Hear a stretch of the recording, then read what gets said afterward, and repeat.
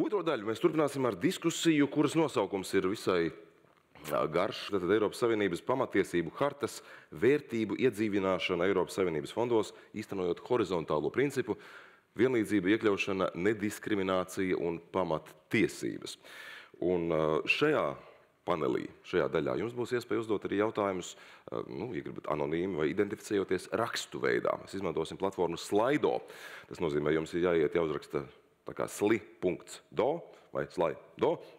Un hashtags, jeb mirkļa birka būs reste20ES. Noteikti Dace vēl arī atgādinās nākamā paneļa vadītāja, kā to izdarīt, bet tātad būs iespēja uzdot jautājumus ekspertiem, atvērt jautājumu, bet mēģiniet konkretizēt maksimāli, lai uzmetot aci, iespējams saprast uzreiz galveno būtību. Tātad vispirms es tiešām aicināšu uz skatuvi paneļa moderatori Daci Helmani. Viņi ir biedrības korporatīvās ilgtspējas un atbildības institūts valdes locekli. Lūdzu, Dace. Labdien! Tad mums ir arī citi dalībnieki. Aurims Andrulis, Eiropas komisijas nodarbinātības, sociālo lietu un integrācijas ģenerāldirektorāta pārstāvis. Ja? Viņš tātad uzrauga sociālā fonda projektu īstenošanu Baltijas valstīs un Somijā. Sociālās iekļaušanas un nodarbinātības jomā strādā jau kopš 2014. gada. Emīlija Plaksins, Tiesības sarga biroja diskriminācijas novēršanas nodaļas juridiskā padomniece. Lūdzu. Viņa tātad ir kopš 23. gada šajā pozīcijā. Iepriekš 19 gadus pārstāvēja Latviju starptautiskajās cilvēktiesību tiesās, veidojot tiesvedības stratēģijas Eiropas cilvēktiesību tiesā. Diana Jakaite, Labklājības ministrijas valsts sekretāra vietniece, arī pievienosies paneļa diskutantiem. Latvijas Labklājības ministrijas tātad valsts sekretāra vietniece ir vērta nekā 20 gadu pieredzi sociālajā politikā, strādā pie demogrāfijas, dzimumu līdztiesības, bērnu un ģimenes politikas jautājumiem, un arī meklē risinājumus, lai efektīvu atbalstu iedzīvotājiem varētu nodrošināt. Kertu Pejala, Igaunijas ekonomikas un informācijas tehnoloģiju ministrijas padomniece struktūrālo instrumentu līdztiesības jomā. Welcome on stage. Tātad, jā, struktūra fonda administrēšanā jau 13 gadus strādā un pēdējos 3 gadus darbojas kompetenču centrā, kur nodrošina līdztiesības jautājumu integrāciju tieši Eiropas Savienības fondu programmās. Un visbeidzot arī Nils Pāgels, Vācijas horizontālā principa ESF Plus aģentūras vecākais eksperts. Willkommen. Un tātad viņš specializējas dzimumu līdztiesības, nediskriminācijas un ekoloģiskās ilgtspējas principu ieviešanā, aktīvi iesaistīts šajos Eiropas direktīvu un diskrimināciju novēršanu īstenošanā kopš 98. gada. Nu, lūk, tā kā jau minēju, šī būs diskusija ar vērienu, ja, tad garāk kā iepriekšējās, un tātad jautājumu uzdošana Slido platformā, varat tātad slide.do doties, un jā, vairāk nekā pusotru stundu šim ir atvēlēta, bet aicināšu uz Daci piešķirt to starta pātrinājumu, kinētisko enerģiju šai sarunai. Lūdzu, Daci. Jā, liels paldies. Tiešām liels prieks un noteikti arī gods šodien ir atrasties šeit starp tik daudz dažādiem ekspertiem.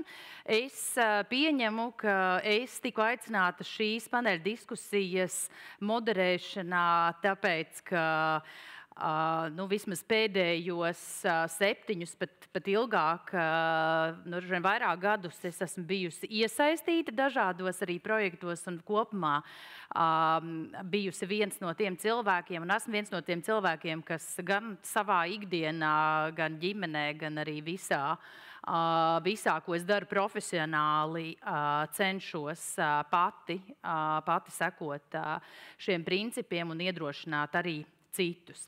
Ikdienā mans darbs vairāk ir saistīts ar uzņēmumiem, tāpēc man šodienas izaicinājums, kā es teicu, jau šīs konferences moderatoram varētu būt ar tik ļoti gariem amata nosaukumiem, ar ko man ikdienā nav nepieciešams atcerēties, tā kā atvainojiet, ja kaut kur piesakot jūs, es kļūdīšos. Bet jā, es visus šeit otrā pusē skatuvē sēdošos jūs aicinu tiešām, un tos, kas īpaši arī tos, kas ir pievienojušies tiešsaistē, noteikti izmantojiet Slido iespēju, lai varētu iesaistīties un saņemt atbildes no ekspertiem, tāpēc, ka šīs dienas prezentācijas, cik man ir bijis iespēja tās redzēt, būs ne tikai par to, kā ir gājis vai kā ir šobrīd, bet arī sniegs, manuprāt, arī vērtīgas vērtīgas atziņas un informāciju. Nu, lūk, tad šī paneļa norise būs tāda, ka mēs sāksim ar prezentācijām un jautājumus noslēgumā, lai mēs zinām, cik daudz laika tiem varam atvēlēt. Un kā pirmo es gribētu aicināt Eiropas komisijas nodarbinātības, sociālo lietu un integrācijas ģenerāldirektorāta pārstāvi Aurimu Andruli atklāt īpaši tiem, kas varbūt ikdienā tik daudz ar to nav saskārušies, vēlreiz atgādināt, ko tad nozīmē horizontālais princips Eiropas Savienības fondu kontekstā.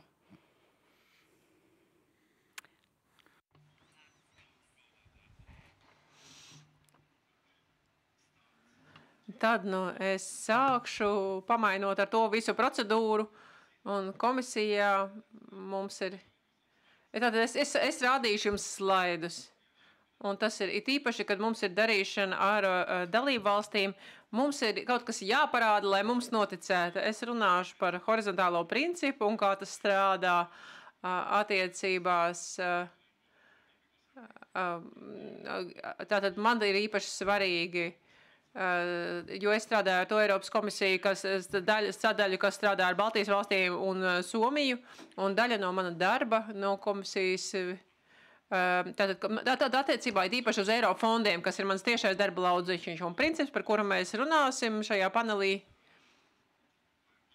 Un es atvainojos tulkiem par visām mūsu abreviatūrām. Tātad mēs runājam par regulas 9. pantu, par līdzekļu izlietojumu periodām 21. līdz 27. gadam. Tas ir princips, kuru mēs redzējām ievadā par nediskrimināciju, pamatiesībām un inkluzivitāti. Tas, kā to īsteno dalība valstis, un šajā slaidā jūs redzat, kā tas notiek Latvijā, tātad dalība valstis pārņem šos principus, un pirmais, ko viņi dara, tā vai citādi tas tiek ieviests investīciju programmās, kas izmantos Eiropas fondu līdzekļus, un tad tas tālāk virzās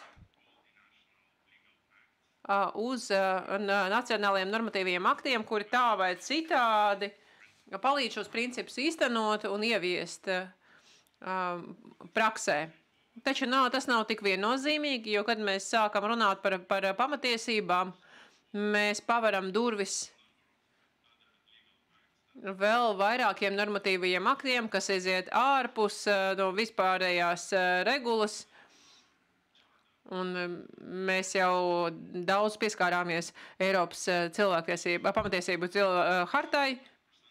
90% auditorijas šeit ir juristi, un viņiem šis slaids ir pašsaprotams, bet tiem 10%, kas kā es nav juristi, šis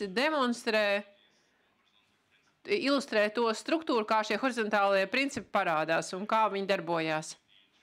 Viss sākās ar lielajiem Eiropas līgumiem, un tad mums ir pamatiesību harta, kurai ir tāda pati vērtība kā lielajiem līgumiem.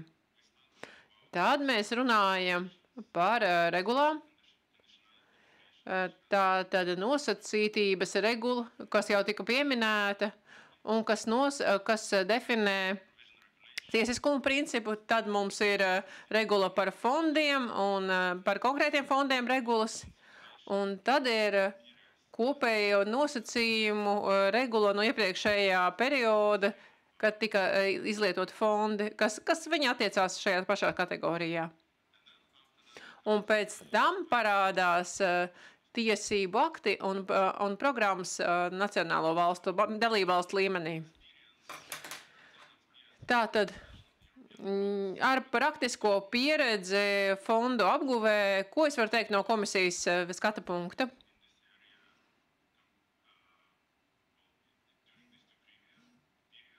Šajos divos iepriekšējos periodos vai šos divas dekādas, kas mums ir pagājušas, no 14. līdz 20. gadam,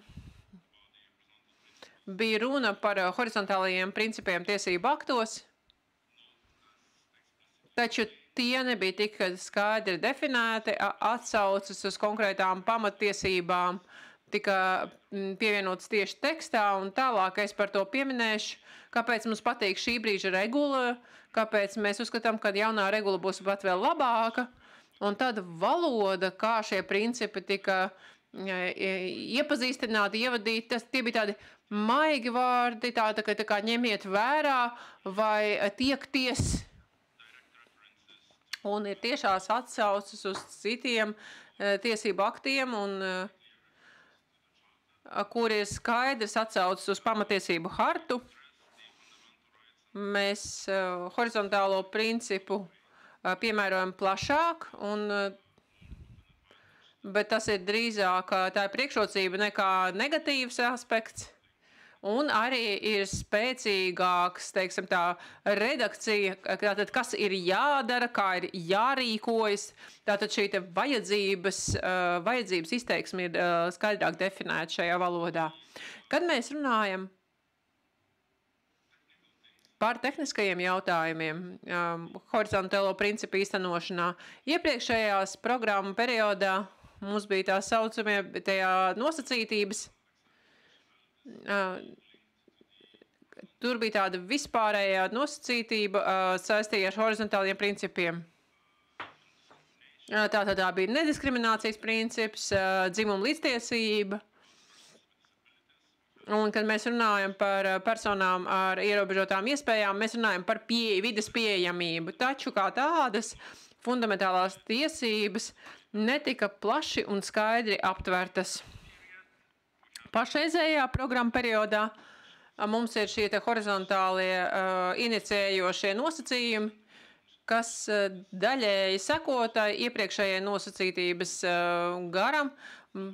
Mums ir divi horizontālie. Viens ir tieši saistīts ar tiešo pamatiesību hartas piemērojumu. Tas ir nosacījums numur 3. Un tad ir tie, kas ir saistīti ar cilvēkiem ar ierobežotām iespējām, viņu iespējām. Kas atsaucās uz attiecīgo arī konvenciju. Šīs iniciējošie nosacījumi ir rīks, kas determinē, kā tiek veiktas investīciju programmas visā to darbības laikā. Tas nav kaut kas tāds, ko mēs tikai pirms programmas, bet tas ir visas programmas darbības laikā, tam tiek sekots.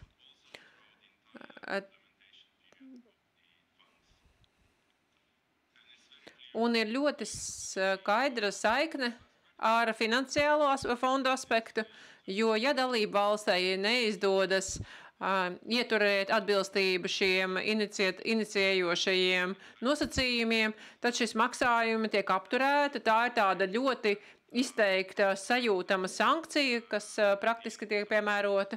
Un ar dažām dalību valstīm mēs redzējām, kā tas jau strādā. Šo iniciējošo nosacījumu īstenošana rada daudz saistības dalību valstīm, gan institūcijām, gan arī nevalstiskajām organizācijām, gan arī citām iesaistītajām personām, kuru darbības skar pamatiesības. Tātad Eiropas fondu loma. Kāpēc šie iniciējošie nosacījumi, šis horizontālais princips un pamattiesības ir svarīgas fondiem? Jo kādam var likties, mēs tikai tērējam naudu vai investējam naudu, kādas tam sakars ar pamatiesības. Tas ir tāds ļoti primitīvs jautājums. Jo komisija un Eiropas Savienība ir vērtībās balstīta. Un nodrošināt to, ka pamatvērtības tādas kā cilvēktiesības, nediskriminatīva attieksme tiek piemērota visiem Eiropas Savienības iedzīvotājiem. Tas ir pienākums, un tas tiek piemērojams arī investīcijām vai veidam, kā institūcijas iegūda līdzekļus. Un tas, kā mēs tērējam, iegūdam līdzekļus, investējam tos mūsu iedzīvotāju labā, mūsu it īpaši neaizsargātajām grupām, kurām ir augsts risks būt diskriminētiem, un dalību valstīm par to ir jāsaprot, ka diskriminācija nav pieļaujama arī investīciju sfērā, tam ir ļoti liela pievienotā vērtība. Vēl viena lieta attiecībā uz inicējošajiem nosacījumiem. Tā kā tas ir saistīts ar investīcijām, tas ir skaidrs signāls dalību valstīm, ka ja jūs nevarat nodrošināt fundamentālu pamatiesību vai horizontālu principu aizsardzību, tam būs sekas. Piemēram, jums vai pārskaitīt šos te līdzekļus. Tagad tāds īsts piemērs, kā tas strādā praksē. Es paņēmu piemēru tieši no Latvijas. Tā kā mēs pāraugām to, kā pastāvīgi pārbaugām to, kā valstis īsteno šīs inicējošos nosacījumus. Tātad šīs te prasības var, tad esam Latvijā, bija numur 4. nosacījums par personu ar ierobežotām iespējām tiesības, un tur beidzās termiņš, kā šīs prasības, tātad tas bija uz laiku piemērots risinājums, un tad pabeidzās. Un tad mēs tikko beidzās šis darbības termiņš, mēs pieprasījām, lai Latvija mums pierāda, ka šis inicējošais nosacījums joprojām tiek īstenots, jo prasības, ko mēs definējām priekš nacionālā plāna, joprojām tiek īstenotas. Un ka tas saturs, tā ideja, būtība joprojām tiek īstenota arī citos normatīvajos aktos. Tagad parunāsim par to, kāda ir nozīme hartai un kāpēc mēs regulētās gribam tiešās atsauces uz hartu. Te ir interesanti aspekti jau par hartu tika iztirzāti, un es koncentrēšos tikai uz vienu aspektu, kāpēc mēs kā no komisijas puses uzskatām šīs atsauces par ļoti vērtīgām regulējumām. Ja jūs atsaucaties uz pamatiesību hartu, tad viss mehānisms darbojas tieši ar hartu, tā skaitā judikatūru. Un tad dalība valstis tiesas var atsaukties uz to, kā tad īsti tiek aizsargāta un īstenota šī harta pati par sevi. Un kaut kādos gadījumos, ja ir jārisina konfliktu starp komisiju un, piemēram, dalību valstīm. Noslēgumā horizontālais principi un Eiropas fondi mēs redzam evolūciju, kā no iepriekšējā finansējuma perioda situācija mainās, kā mainās formulējumi, kā mainās pieeja un labās prakses. Tas nodrošina labāku Eiropas fondu līdzekļu izlietošanu un labāku izpratni par Eiropas Savienības fundamentālajām vērtībām, kas mums ir ikdienā arī jāciena un jāievērā. Un mūsu kopīgais darbs Eiropas Savienības nacionālajā un reģionālajā līmenī, kad ir runa par fondu apguvi, mums ir jārunā par visa veida valdībām, tad tas būtu gan nacionālā, gan pašvaldību līmenī un tādās sarežģītākās valstīs, kāda, kas ir federatīvās, piemēram, tur var būt 3 administratīvie līmeņi. Visi šie kopā veido dialogu, miedarbību vienam ar otru, un kas vēl ir ļoti svarīgi no komisijas puses, ir nevalstisko organizāciju loma, kas arī iesaistās diskusijās, un tas, kā likums tiek īstenots caur dalību uzraugošajās komitejās vai konferencē tādā kā šī. Tātad kopumā es esmu no komisijas viedokļa, es esmu ļoti pozitīvi noskaņots un optimismu pilns. Paldies! Man kāds pieredzējis moderators pirms kāda laika teica, ka diskusijas izdevusies tad, ja paneļa diskusijas dalībnieki sāk diskutēt savā starpā un moderatoram vispār nav jāiesaistās. Kāpēc es to saku? Tāpēc, ka nākamās prezentācijas pieteikums nav tik vienkāršs. Tas ir par horizontālā principa piemērošanu Vācijā, kas acīm redzam ir būtisks jautājums, bet nērts. Un par to, kāpēc būtisks un kāpēc nērts, es gribētu lūgt mūsu nākamo paneļa diskusijas dalībnieku Nilsu Pāgels, kas ir Vācijas horizontālā principa ESF Plus aģentūras vecākais eksperts. Nil, please.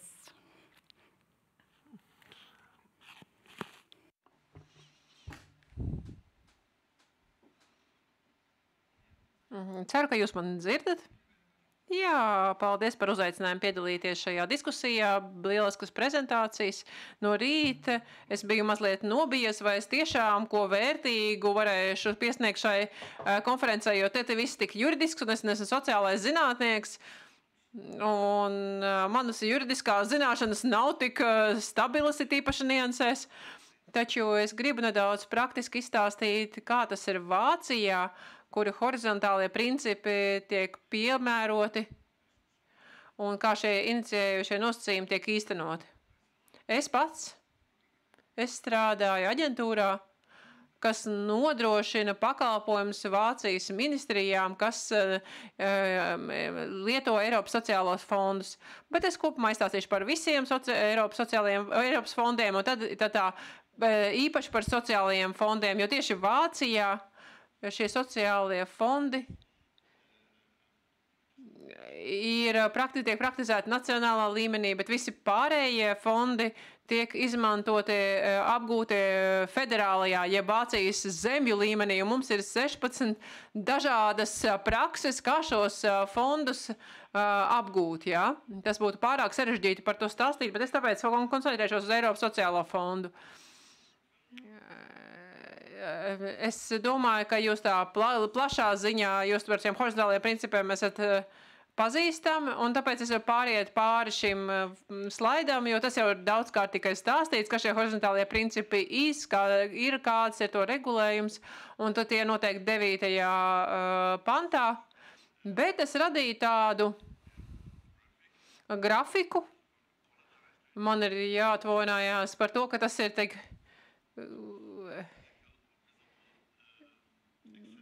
no vizuālās pieejamības viņš varbūt nav ideāls, un ar maziem burtiņiem. Tā tad ir tā pretruna ar to, ko es savā ikdienas darbā cenšos īstenot. Taču es gribēju, lai šie iniciējošie nosacījumi un horizontālie principi, lai tas viss būtu redzams. Horizontālie principi, 2 vārdi par tiem. Eiropas komisija ir tāds zobens ar šiem iniciējošiem nosacījumiem. Ja jūs tos neīstenojat, jūs nesaņemat naudu no Eiropas fondiem. Tas ir tā ļoti asi un konkrēti. Taču savos vārdos es to iztulkoju, ka nauda netiek piešķirta bez vienošanās par šīm nepieciešamajiem nosacījumiem. Jo katra dalībvalsts pieņem lēmumus Eiropas dzīvē, piemēram, par palīdzību Ukrainai, un cenšas kaut kā par to diskutēt, par šiem iniciējošiem jautājumiem, un balsot par svarīgiem lēmumiem. Tas nav manā kompetencē lēmt par to, vai komiteja vienmēr par to pieņem lēmumus atbilstoši tam rakstītajiem burtam, taču horizontālajiem principiem es gribētu 2 punktus pasvītrot, kas ir svarīgi. Tie nav tikai principi, kas ir jāizteno, bet regulējums skaidri norāda, ka jums jādara 2 dažādas lietas. Jums ir jāveic noteiktas darbības, ļoti specifiskas darbības attiecībā uz katru fondu, lai sasniegtu dzimumu līdztiesību. Un jums ir jāveic īpašas darbības, lai cīnītos ar diskrimināciju. Jums ir jāņem vērā tātad ilgspējīgas attīstības prasība, un tas ir definējoši katram fondam. Un tie, kas šis nosacījums neīsteno, jūs tad nepiedalāties šo fondu apguvē. Un katrā programmā jums ir jāsako šiem principiem. To es te arī pierakstīju. Tajos mazos burtiņos tu šo būtību es uzrakstīju. Tātad gan par dzimumu līdztiesību, gan integrāciju no dzimumu līdztiesības jautājuma. Tam ir jāsagatavojas, jāīsteno, tas ir jāuzrauga un arī par to ir jāziņo. Un jums ir visu laiku jādomā, kā mēs to varam izdarīt. Un to ir ļoti svarīgi ieturēt. Mēs tam ļoti sekojam arī Vācijā.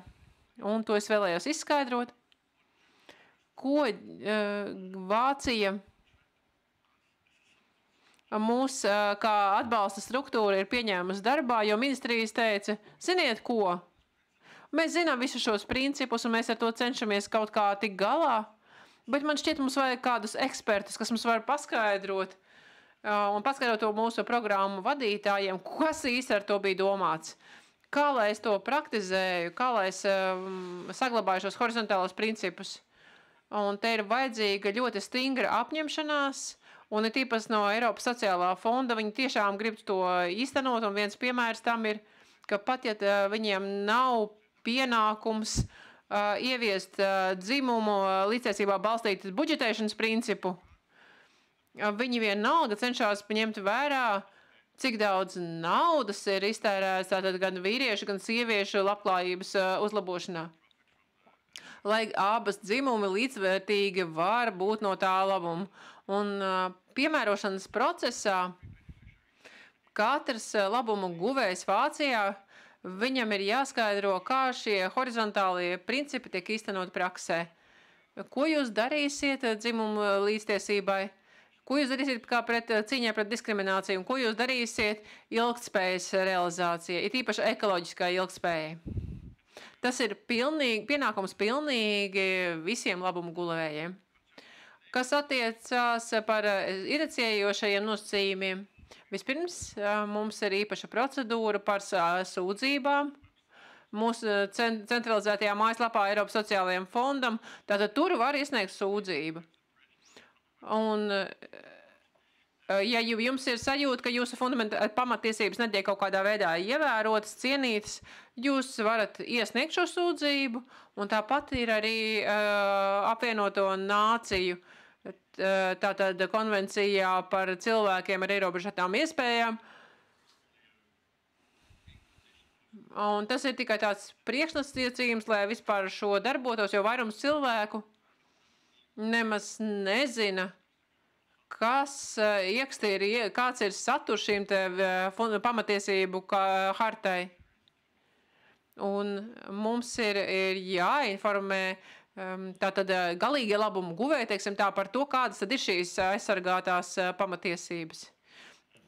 Tātad katrs labumu guvējs, kurš vēlās šos fondus saņemt, viņiem arī cilvēki ir jāinformē par viņu tiesībām un par to, kur viņi var sūdzēties par tiesību neievērošanu. Un mēs kā aģentūra,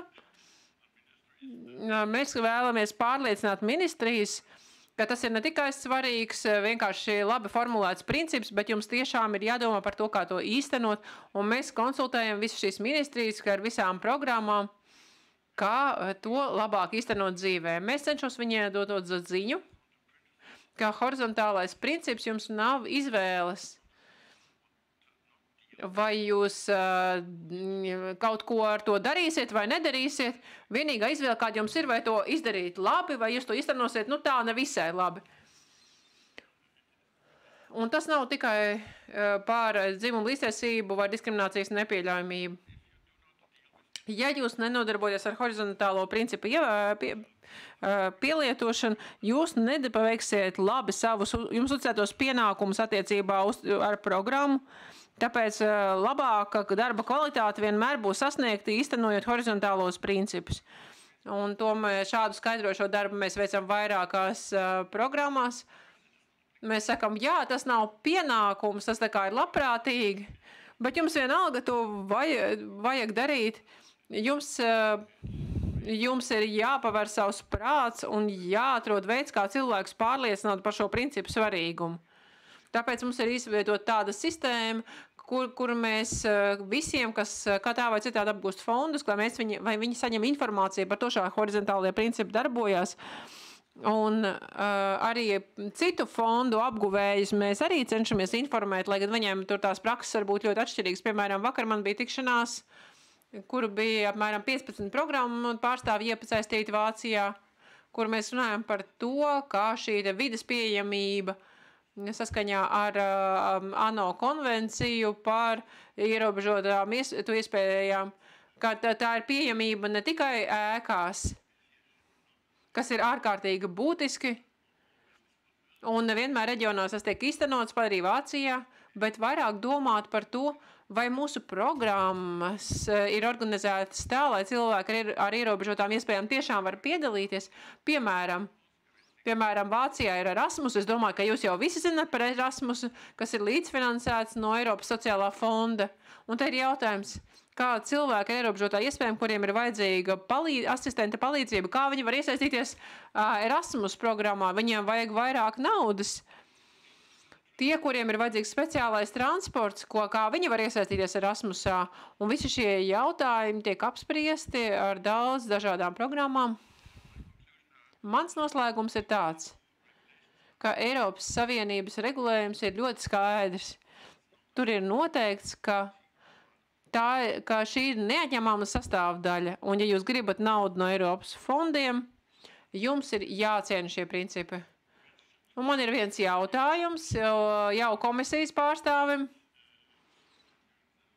Es jau šo jautājumu pamanījos uzdot pusdienu laikā. Man ir tāda problēma, ka mums ir ļoti tādi spēcīgi formulējumi, bet nav ziņošanas sistēmas no dalību valstīm komisijai, kā viņi šīs horizontālos principus īsteno. Un, manuprāt, tas ir izaicinājums, ka ir tāds spēcīgs regulējums, bet ir vajadzīgs arī šis analītiskais darbs, lai saprastu, kas šajā lietā būtu darāms uzlabojuma perspektīvā. Un es ceru, ka pārējais bija pietiekami skaidri par to, kā sistēmas darbojas Vācijā. Laikam man nojauta būs bijusi pareiza. Mums ir jau pirmie diskusijas jautājumi tai sadaļai, kas sekos pēc prezentācijām, bet 20 gadi Eiropas Savienībā noteikti nav bijuši tikai saistām ar panākumiem, droši vien bija arī izaicinājumi, un par to es saprotu arī jūs jau esat runājuši šīs dienas pirmajā daļā. Ir daudz, kas sasniegts, un par to, kāda ir situācija tieši attiecībā uz horizontālā principa piemērošanu. Latvijā noteikti viens no zinošākajiem cilvēkiem varētu būt šajā zālē noteikti, bet vispār Diana Jakaita, Labklājības ministrijas valsts sekretāra vietniece. Jā, vārds tev, Diana. Diana, paldies. Vispirms atvainojos Nilsam, es pasēdīšos drusku priekš. Man kā īsam cilvēkam vajag sajust zem kājām. Es neignorēju. Jā. Jā, jāsaka tā, noklausījos Nils prezentāciju un viss jau ir pateikts. Mēs esam ar ļoti līdzīgiem izaicinājumiem. Un jā, mans uzdevums, protams, šodien ir pateikt, kāda tad ir tā Latvijas pieredze. Un es neatkārtošos, ka viens no mūsu vadmotīviem un kā pierasts teikt fondos priekšnosacījumiem, lai mēs varētu arī strādāt ar Eiropas Savienības fondiem, ir, protams, pamatiesību hartas ievērošana. Un es neslēpšu brīdī, kad mēs uzzinājām, ka šis būs viens no priekšnosacījumiem, bija tāds liels pārsteigums, kā mēs to izdarīsim, kā mēs to pamatosim. Man liekas, šeit ļoti, ļoti labs arī jautājums no Nilsa bija par to, kā mēs pēc tam, kā dalībvalstis pamatosim, ka patiešām arī īstenošanā hartas principi ir iedzīvināti. Bet man ir maza arī atbild uz to, bet to tad vēlāk. Jā, es neatkārtošos, ko nosaka harta, man liekas, tas ir šodienas centrālais temats, un visi to jau ir dzirdējuši, un arī klātesošie ļoti labi pārzina, kas ir harta un kāpēc arī īstenībā tās pamatu principi ir būtiski, plānojot valsts resursu ieguldījumus.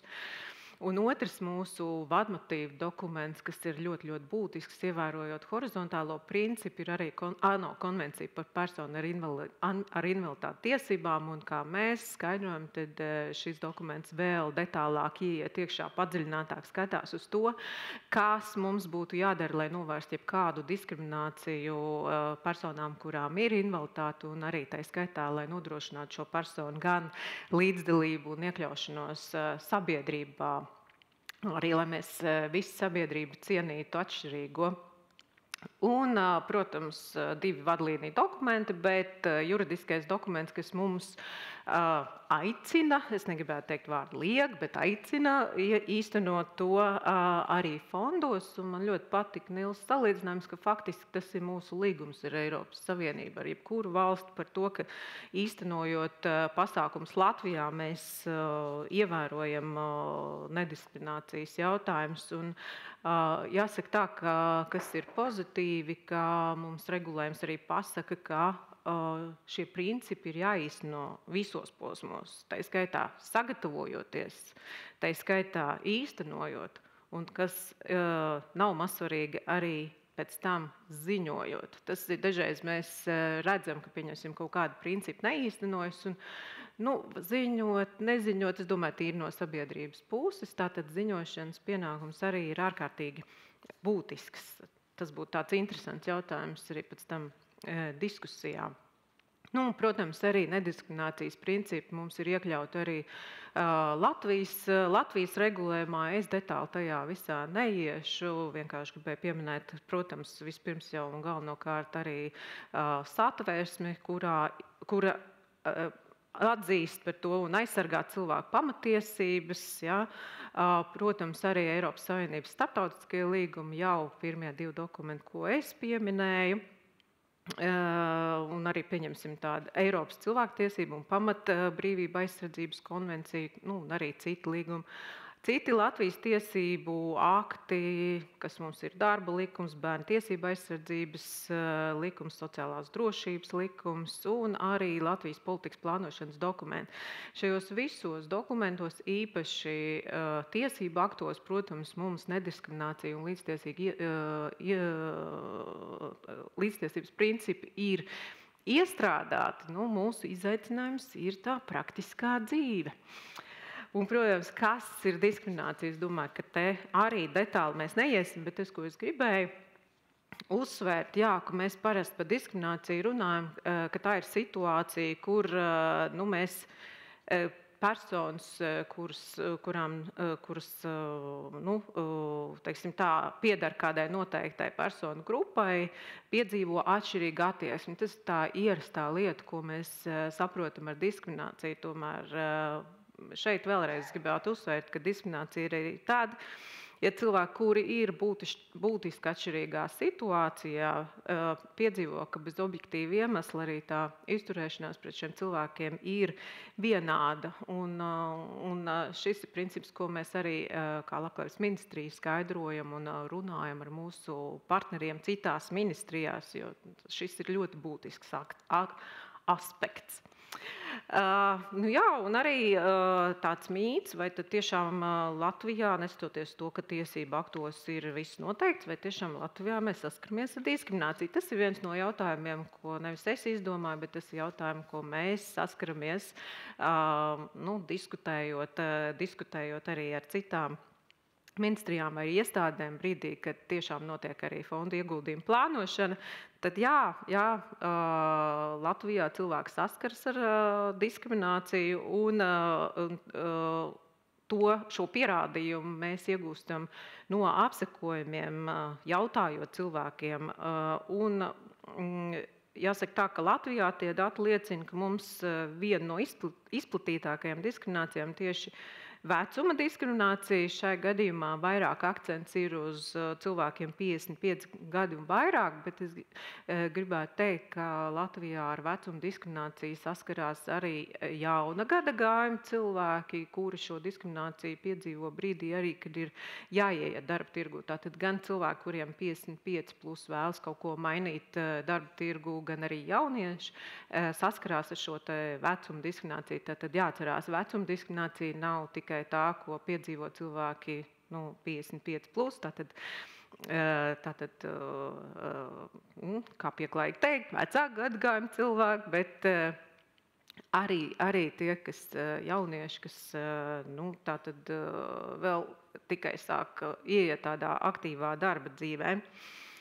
Jā, arī invaliditāte ir joprojām, lai gan Latvijā mēs ļoti strādājam cītīgi ar šo jautājumu, bet diskriminācija tomēr joprojām izjūta. Etniskā piederība un uz dzimumu balstīta diskriminācija arī ir tā.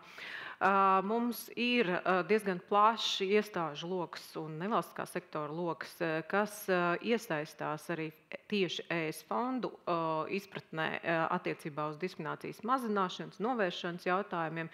Tiesības sargs, protams, to skatās arī plašāk ne tikai ES fondos, bet arī šai gadījumā tiesības sargam ir ļoti liela loma.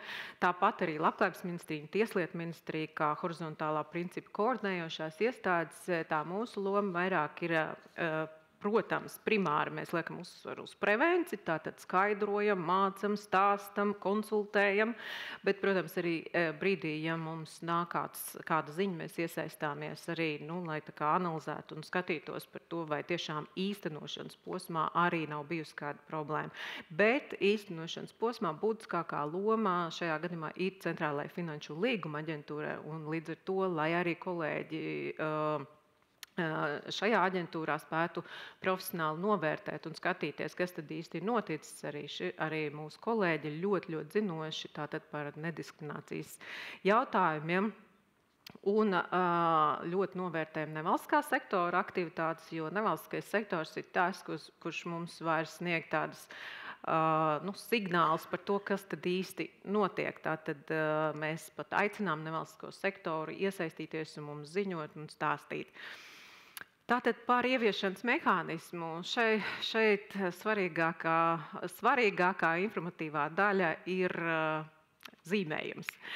Ne pats varbūt saturs. Tātad, ko mēs vēlējāmies pateikt ar to, ka mums ir ļoti daudz līmeņi, kurā šo nediskriminācijas un līdztiesības principu mēs varam iestrādāt. Es jau minēju plānošanas posms kā tāds, un faktiski šobrīd es arī gribēju pievērsties tieši tam plānošanas posmam. Jā, tātad mūsu galvenie principi ir iestrādāti regulā arī programmā, kohēzijas politikas un, protams, pats grūtākais darbs, kur sniedzas arī Labklājības ministrijas un Tieslietu ministrijas rociņas, ir pie projekta iesnieguma atlasēm un vērtēšanas kritērijiem. Tas ir ļoti izaicinošs darbs, jo mēs redzam, tas ir posms, kurā mēs redzam, kā horizontālo principu ierauga citas ministrijas. Un jā, protams, mēs redzam, kur vēl ir pilnveidojums arī mūsu kolēģi zināšanas. Un uz to arī strādājam, ņemam vērā, sastādot savas tādas konsultāciju programmas, mācību programmas. Un, protams, projekta iesniegumi. Tas ir tas brīdis, kad mēs redzam, kā to saprot arī tie, kuri vēlas īstenot projektus. Un man liekas, ka interesantākā daļa mūsu prezentācijā, jo, godīgi sakot, mēs, kad saņēmām ielūgumu un aicinājumu pastāstīt par mūsu ikdienu, jāsaka tā, kā ir. Kā to pasniegt vēl interesantāk? Es nesaku, ka mūsu ikdiena nav interesanta. Tā ir ļoti interesanta. Mēs ļoti daudz redzam interesantas interpretācijas par horizontālo prioritāti. Es domāju, Vācijā ir ļoti līdzīgi. Bet tāpat, kā mēs parasti veidojam prezentācijas struktūras, kur mēs esam, kas ir izaicinājumi, ko darīsim, kur iesim. Bet šajā gadījumā mēs gribējām arī uzsvērt, kur mēs bijām, jo tas ir tas, kas mums ļauj mazliet paskatīties mūsu sasniegumus.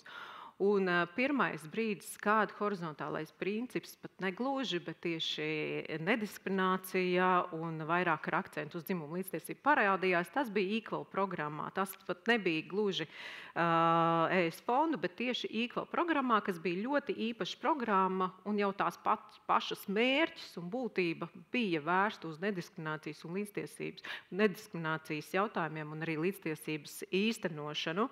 Tas bija process vai posms, ko mēs saucam par formālo posmu.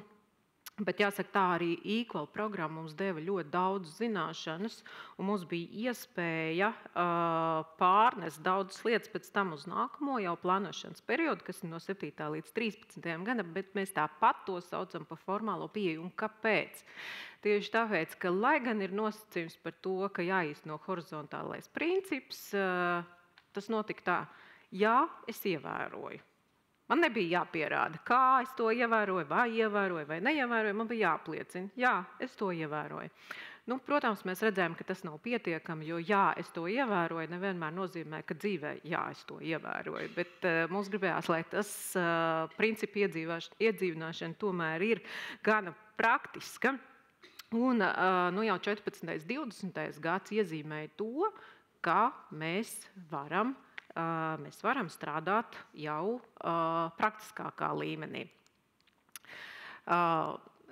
Uzreiz jau pāriešu pie šī interesantākā posma, kurā jāsaka tā, ka mēs jau mācījāmies kopā arī ar citām ministrijām, ko tas īsti nozīmē, ko nozīmē iedzīvināt horizontālo principu. Un jāsaka tā, ka no Eiropas komisijas puses arī vēl tas periods, kas 14-20, zināmā mērā bija mazliet formalizēts. Un jāsaka tā, ka tieši Latvijas līmenī mēs sākām ieviest šo te praktisko īstenošanu. Praktiskā īstenošana vairāk tika īstenot caur dažādiem plānošanas dokumentiem, uzliekot šīs te prasības arī pārējiem mūsu partneriem ievērot un ievērot līdztiesības principu. Jāsaka, 14. 20. gads varētu tikt nosauts kā tāds gads, kurā mums ļoti izdevās akcentēt tieši personu ar invaliditāti vienlīdzīgas iespējas un tiesības. Un arī 14. 20. gadā mums bija iespēja īstenot dažādību veicināšanas un diskriminācijas novēršanas īpaši noteikto vertikālo pasākumu. Tas bija tiešām liels progress gan mums kā ministrijai, lai stiprinātu, spēcinātu savas zināšanas un spēcinātu arī citu mūsu partneru zināšanas.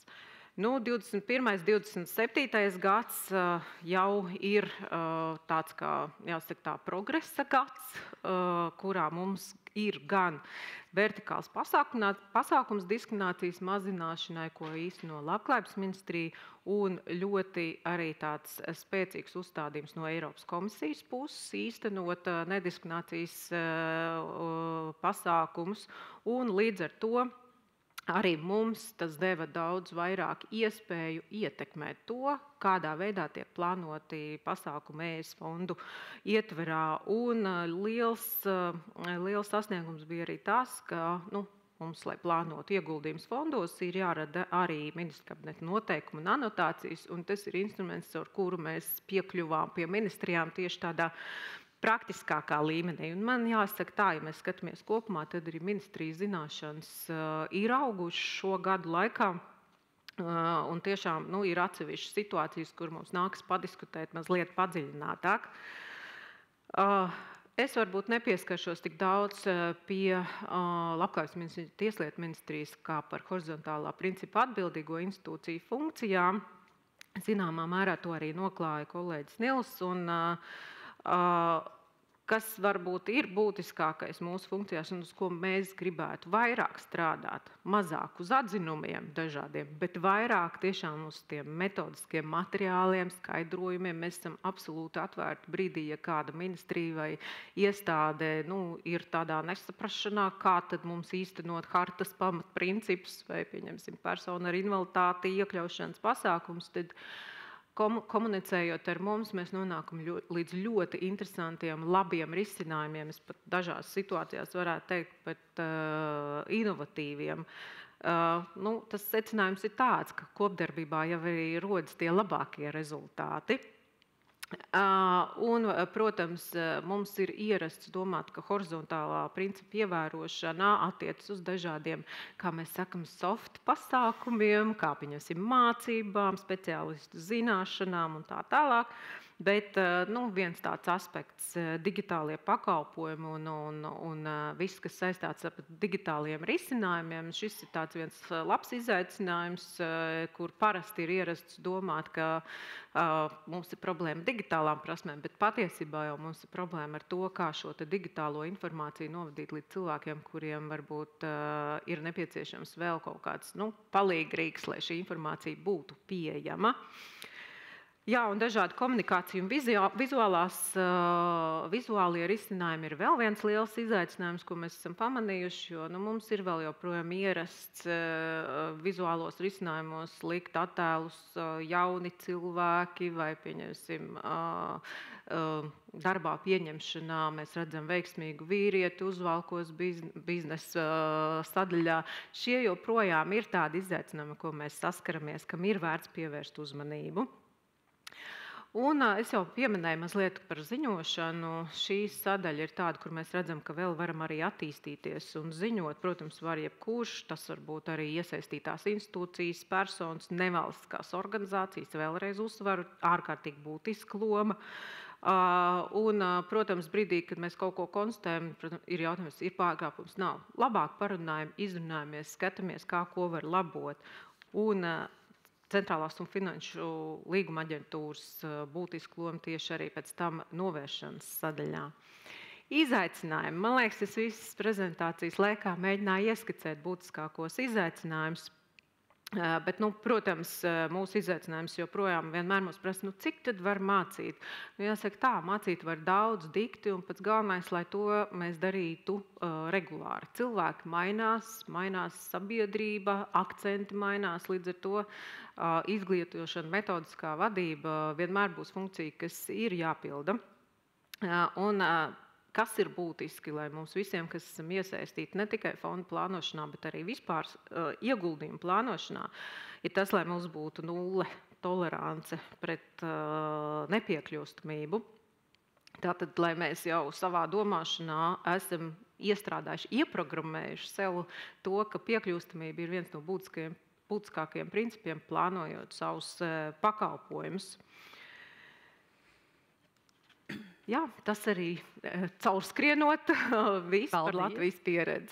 Paldies, Diana. Un saprotu, ka uz ekrāna arī var redzēt kontaktus arī saziņai ar kolēģiem. Jā, es aizmirsu pateikt īpaši paldies manai kolēģei Inesei Vilcānai. Viņa arī ir ar mums kopā, kas ir patiesībā ārkārtīgi liels caumlauzs šajā jomā un ārkārtīgi zinošs cilvēks. Un tieši tāpēc Ineses kontakti ir uz ekrāna. Inese ļoti atvērta arī konsultēt. Tā kā paldies liels. Man šķiet, jā, tiešām vēlreiz paldies, aplausi, bet es klausījos arī tevi un domāju tieši par sūdzībām, kā iespējamu kanālu, caur kuru mēs varam iegūt daudz informācijas. Es gan pati pēdējā laikā izmantoju apzīmējumu bažas, ja angliski varētu būt concern, jo man šķiet, ka tam nav tik negatīva konotācija kā sūdzībām, jo bažas var būt dažādas. Es nesen paudu bažas par kādas pašvaldības iestādes darba sludinājumu, kas bija vīriešu dzimtē ar jautājumu, vai drīkst pieteikties arī sievietes, un tad teica, ka īpaši tās, kuras uztrauc dzimuma līdztiesības jautājumus, tās ir īpaši aicinātas pieteikties. Es pieņemu, ka Emīlija Plakstenis ir tas cilvēks šeit, kuru uztrauc šīs dienas tēma, un es zinu, ka prezentācija, kuras oficiālais vai formālais nosaukums ir Nacionālo cilvēktiesību institūcija loma Eiropas Savienības fondu ieviešanas attīstībā, pamattiesībām, patiesībā būs par ļoti daudz praktiskiem piemēriem no tā, kāda ir Latvijas situācija. Un es zinu, ka Emīlija, jūs arī gribēsiet stāvēt. Es pārdomu. Pārdomu. Jā, viss labi. Mēs priecājamies. Jā, paldies par uzaicinājumu uz konferenci. Un tieši tā arī, kā jūs teicāt, atšķirībā no iepriekšējiem runātājiem, tiesības sargs ES fondu jautājumos stāv drusku ārpus, mēs naudu nepiešķiram. Vispār pie tiesības sarga parasti nenāk tad, ja viss ir labi. Tieši pretēji nāk tad, ja ir kaut kādas problēmas, kuras jārisina. Strīdi, kas ir jāizšķir. Vēl viena lieta, ko mēs darām, mēs nodarbojamies ar izpēti, ar pētījumiem, un viens no pētījumiem arī ir šis garais nosaukums, kuru jūs redzat uz ekrāna, kas tapa 23. gadā. Es esmu šeit šodien, lai pastāstītu, ko mēs šajā pētījumā konstatējam, un beigās drusciņi arī par strīdu izskatīšanu un rezultātiem. Par ko es runāšu, fona informāciju, par pašu pētījumu kā tādu, tālāk, ko mēs darījām, kā mēs to darījām. Mēs koncentrējāmies būtībā uz divām ļoti praktiskām jomām, NVO iesaisti un darbu uzraudzības komitejā, horizontālā principa vadlīniju īstenošanu praksē un kas no tā visa sanāk dzīvē, varbūt tāds nedaudz kritiskāks piekājiens. Fonam šis pētījums bija daļa no reģionālā projekta, ko finansē Eiropas ekonomiskās zonas un Norvēģijas granti. Viņi īstenoja pamatiesību aģentūru FRA sadarbībā ar 7 dalību valstīm, viņu nacionālām cilvēktiesību institūcijām Latvijā. Tas ir Tiesības sarga birojs.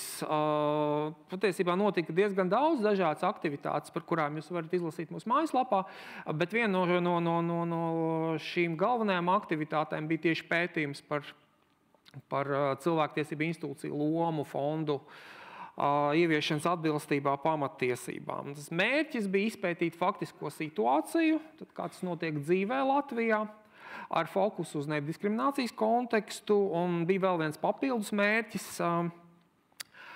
Finanšu ministrija periodiski tā kā aicināja Tiesības sarga biroju iesaistīties uzraudzības komitejas darbībā, un arī fondu apgūst procesā, un šis pētījums ļauj Tiesības sarga birojam saprast, kā tas darbojas Latvijā, un izprast, vai Tiesības sarga biroja iesaiste patiešām ir nepieciešama uzraudzības komitejās, un paskrienot uz priekšu, var pateikt, ka atbilde bija nē, bet par to sīkāk secinājumu sadaļā.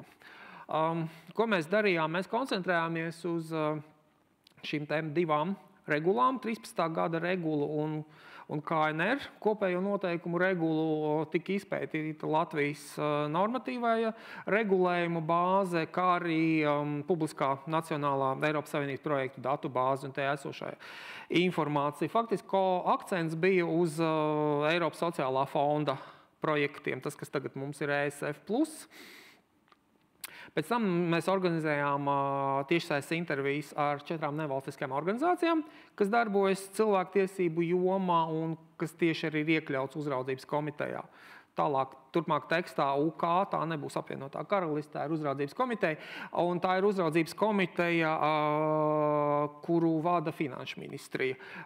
Ņemot vērā projekta pētījuma apjomu, mēs izvēlējāmies neskatīt tos fondus, kurus pārauga zemkopības ministrija, jums bija ierobežots resursu apjoms. NVO vēlējās palikt anonīmi, un mēs to respektējam. Tika organizēta valsts iestāžu aptauja, kas viss atbildēja uz anketā uzdodamiem jautājumiem, pēc kuru rezultātiem papildus vēl notika tiešsaistes diskusija ar izvēlētajām valsts iestādēm. Akcents bija uz 2 plānošanas periodiem, iepriekšējais 14. 20. gads un pašreizējais 21. 27. Iepriekšējais plānošanas periods bija paņemts tāpēc, lai mēs redzētu tos projektus, kas jau ir pabeigti, un mēs varētu viņiem izsekot visā viņu tā kā varētu teikt, dzīves ciklā, lai jau būtu kaut kāds konkrēts atsauces un rezultāti, nevis tikai jau pašlaik plānošanā esošie projekti. Attiecībā uz uzraudzības komitejas darbu tika likts akcents uz šo NVO partnerības principu, kas izriet no abām direktīvām, konkrēti piemēram, no kopējo noteikumu regulu, no abām regulām atvainojos. Partnerības princips, viņš paredz, ka uzraudzības komitejas sastāvā jāiekļauj struktūras, kas pārstāv pilsonisko sabiedrību, citas starpā vides partnerus, nevalstiskās organizācijas struktūras, kuras atbildīgas par sociālās iekļaušanas, dzimumu līdztiesības un nediskriminācijas veicināšanu. Respektīvi, formulējums ir pietiekoši plašs. Tas ir gan pilsoniskās sabiedrības sektors, NVO, gan tās var būt arī nacionālās cilvēktiesību un vienlīdzības iestādes. Tāpēc mēs gribējām saprast, kā tajā visā ierakstās tiesības sargs. Runājot par partnerības principu ieviešanu, kādi ir tie secinājumi, ko mēs uzzinājām no NVO. Kāpēc ir iebaldēts Latvijā? Latvija savā ziņā pat ir unikāla, jo, kā mēs secinājām no šī kopējā reģionālā projekta, ne visās dalības valstīs NVO pārstāvi ir iekļauti uzraudzības komitejā. Latvija patiesībā ir tā kā labās prakses piemērs. Un de facto uzraudzības komiteja ir izveidot un darbojas atbilstoši kopējo noteikumu regulas prasībām. Ir šī pilsoniskā sektora līdzdalība, 29 pārstāvji, no tiem 4 ir tādi, kas specifiski darbojas nediskriminācijas jomā. Kādi ir izaicinājumi, kurus atzīmē NVO? No savas pieredzes, pirmais, kas visbiežāk bija sastopams, ir formālisms. uzraudzības komitejas darbībā. Un šeit ir tā, ka jo īsāka pieredze bija NVO ar uzraudzības komiteju, jo pozitīvāka attieksme. Respektīvi, kritiskākās bija tās nevalstiskās organizācijas, kas UK strādāja visilgāk. Un tur bija dažādi tā kā tie atskaites posmi, respektīvi, cik lielā vērā nevalstiskais sektors var ietekmēt procesus, aktualizēt jautājumus, saņemt atbildes pēc būtības. Nu, tā kā jaunāk, varētu teikt, visīsāko laika posmu komitejā esošajiem NVO bija sajūta, ka viņi tiek uzklausīti. Savukārt citiem ir sajūta, ka sākotnēji likās, ka varēs kaut ko mainīt un ietekmēt, jo, piemēram, kā jau minēju, citās valstīs NVO vispār nepiedalās. Bet realitātē tomēr tā nav, un NVO ir sajūta, ka uzraudzības komiteja ir izveidota, jo paredz regulas, bet darbība ir diezgan formalizēta, lai parādītu, ka pilsoniskā sabiedrība ir iekļauta. Ministrijas apspriežas, bet NVO jūtās nedaudz tā kā bezpalīdzīgi. Ļoti daudz iesaistītās puses, un visi lemj par visiem, bet beigās neviens nelem ne par ko. Ļoti liels dokumentu apjoms un sarežģīta valoda, kas apgrūtina NVO iesaisti. Valsts iestādes norādīja, ka, piemēram, fonda izvērtēšanā netiek iesaistīts mākslīgais intelekts vai kaut kāda digitālā programmatūra, kas varētu atvieglot darbu. Cilvēku resursu problēma bija vēl viens aspekts, ko norādīja NVO, ņemot vērā arī lielo apakškomiteju skaitu ministrijās, ar šīm jomām nodarbojas nodaļas un departamenti. NVO parasti tas ir viens cilvēks, viņi gribētu, lai būtu vismaz divi, bet ne katrai NVO ir kapacitāte deleģēt divus cilvēkus. Rezultātā arī balsošanas procedūrā NVO vienmēr būs mazākumā. Attiecībā uz balsošanas saturu NVO norādīja, ka tā informācija, kas tiek sniegta komitejas locekļiem, parasti ir ļoti vispārīga un nav tāds detalizēts informācijas par programmām un virzieniem, par ko ir jābalso. Šī informācija ir jāmeklē citviet, dažreiz valsts iestāžu tīmekļa vietās, kas ir papildus meklēšana, ne visi vienmēr to prot atrast. Daži NVO norādīja, ka ir tāda kā vilšanās sajūta par tālāko posmu, jo, ja ir sekmīgs darbs uzraudzības komitejas līmenī, tad pēc tam jau, ja top ministru kabineta noteikumi, tad pēkšņi tur parādās kaut kāds pēdējā brīža izmaiņas, un tas dokuments, kas ir likumdošanas līmenī, viņš atšķiras no tās vīzijas, kas bija projekta līmenī sākumā. Līdz ar to šī vilšanās sajūta ir grūti izsekot nediskriminācijas jautājumiem, kā jau minēju. Dokumenti bieži apraksta virzienus, nevis projektus, papildus jāmeklē informācija un rezultātā neviens īsti nesaprot, par ko šis dokuments patiesībā ir. Kādi ir bijuši priekšlikumi no NVO puses? Viņi gribētu, lai viņus papildus apmācītu par pašu procedūru, dokumentu izskatīšanu, kur var atrast papildus informāciju. Daži NVO norādīja, ka citās valstīs papildus fonda īstenošanā tiek paredzēts arī tehniskais finansējums NVO. Valsts iestādes norādīja, ka prakse citur ir dažāda, bet finansējumu ir iespējams iegūt, izmantojot dažādus citus ES fondus. Jautājums, protams, ir, vai tas tiek arī praksē darīts. Gribētos, lai būtu vairāk informācija par izskatāmiem darba kārtības jautājumiem.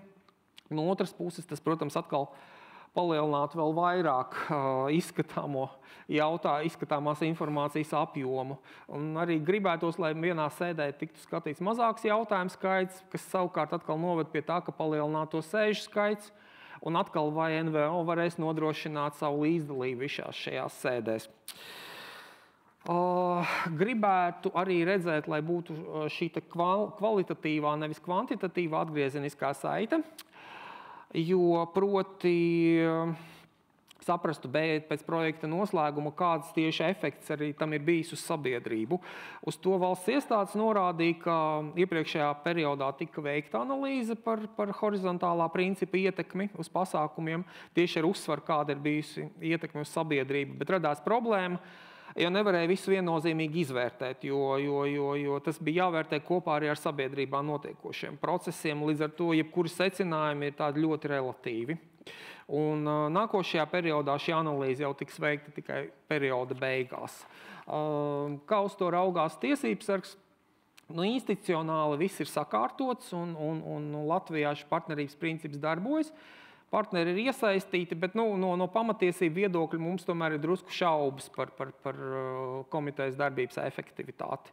Jo partneriem ir nepieciešami lielāki resursi, sagatavošanās un rezultātā mums ir šis formālisms, kurā nav iespējams pārliecināties, vai visās stadijās, visos brīžos horizontālais princips ir ievērots. Kā varētu uzlabot? Varētu piesaistīt jaunus NVO partnerus, informēt par visām darbībām, kas viņiem jāveic, lai viņi uzreiz varētu pilnvērtīgi sākt savu darbību. No otras puses jautājums, vai tiešām kvantitāte mums arī pāraugs kvalitātei, vai arī mēs varam koncentrēties jau uz esošo partneru papildus apmācību, kas ir nākošais secinājums, jau praktisko materiālu izstrāde par to, kā tas viss darbojas. Tā skaitā apakškomitejas, it īpaši pat, jo tur notiek lielākais darbs, kādas ir prasības, kas tiek izvirzītas NVO, kāda ir dokumentu aprite, kā atrast informāciju, apsvērt finansēšanu no tehniskā budžeta, un būtībā efektivizēt darbību, lai mazinātu formālismu. Otrs aspekts ir mūsu secinājumi par vadlīnijām. Vadlīnijas ir izstrādātas, jā, paldies Labklājības ministrija. Ir izstrādājusi šīs vadlīnijas, kur ir viss ļoti pareizi juridiski uzrakstīts. No viņām izriet, ka projektu ietekme mums var būt 3 veidos. Analizējot šos projektus, mēs redzējām, ka tur, kur ir tiešā ietekme, parasti viss ir aprakstīts vislabāk.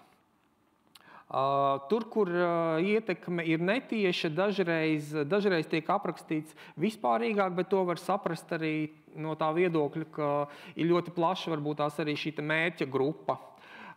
Tur, kur nav ietekmes, nekas arī netiek aprakstīts. Un tad parādās problemātiski aspekti, jo diskriminācijas aspekts vispār nav aprakstā atrunāts, bet projekts pēc tam tiek apstiprināts.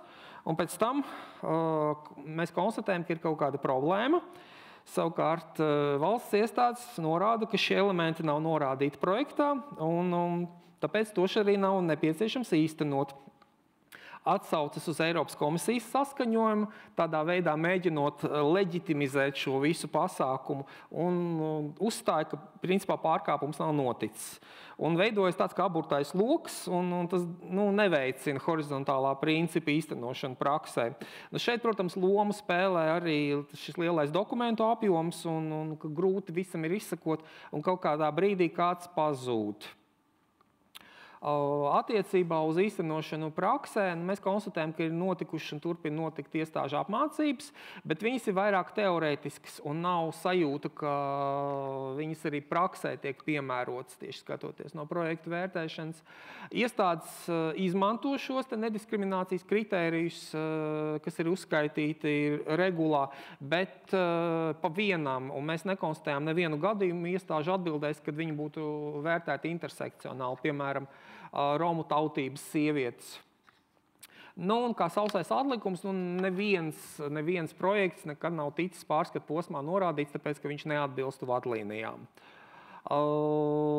Mēs skatījāmies šos ESF projektus.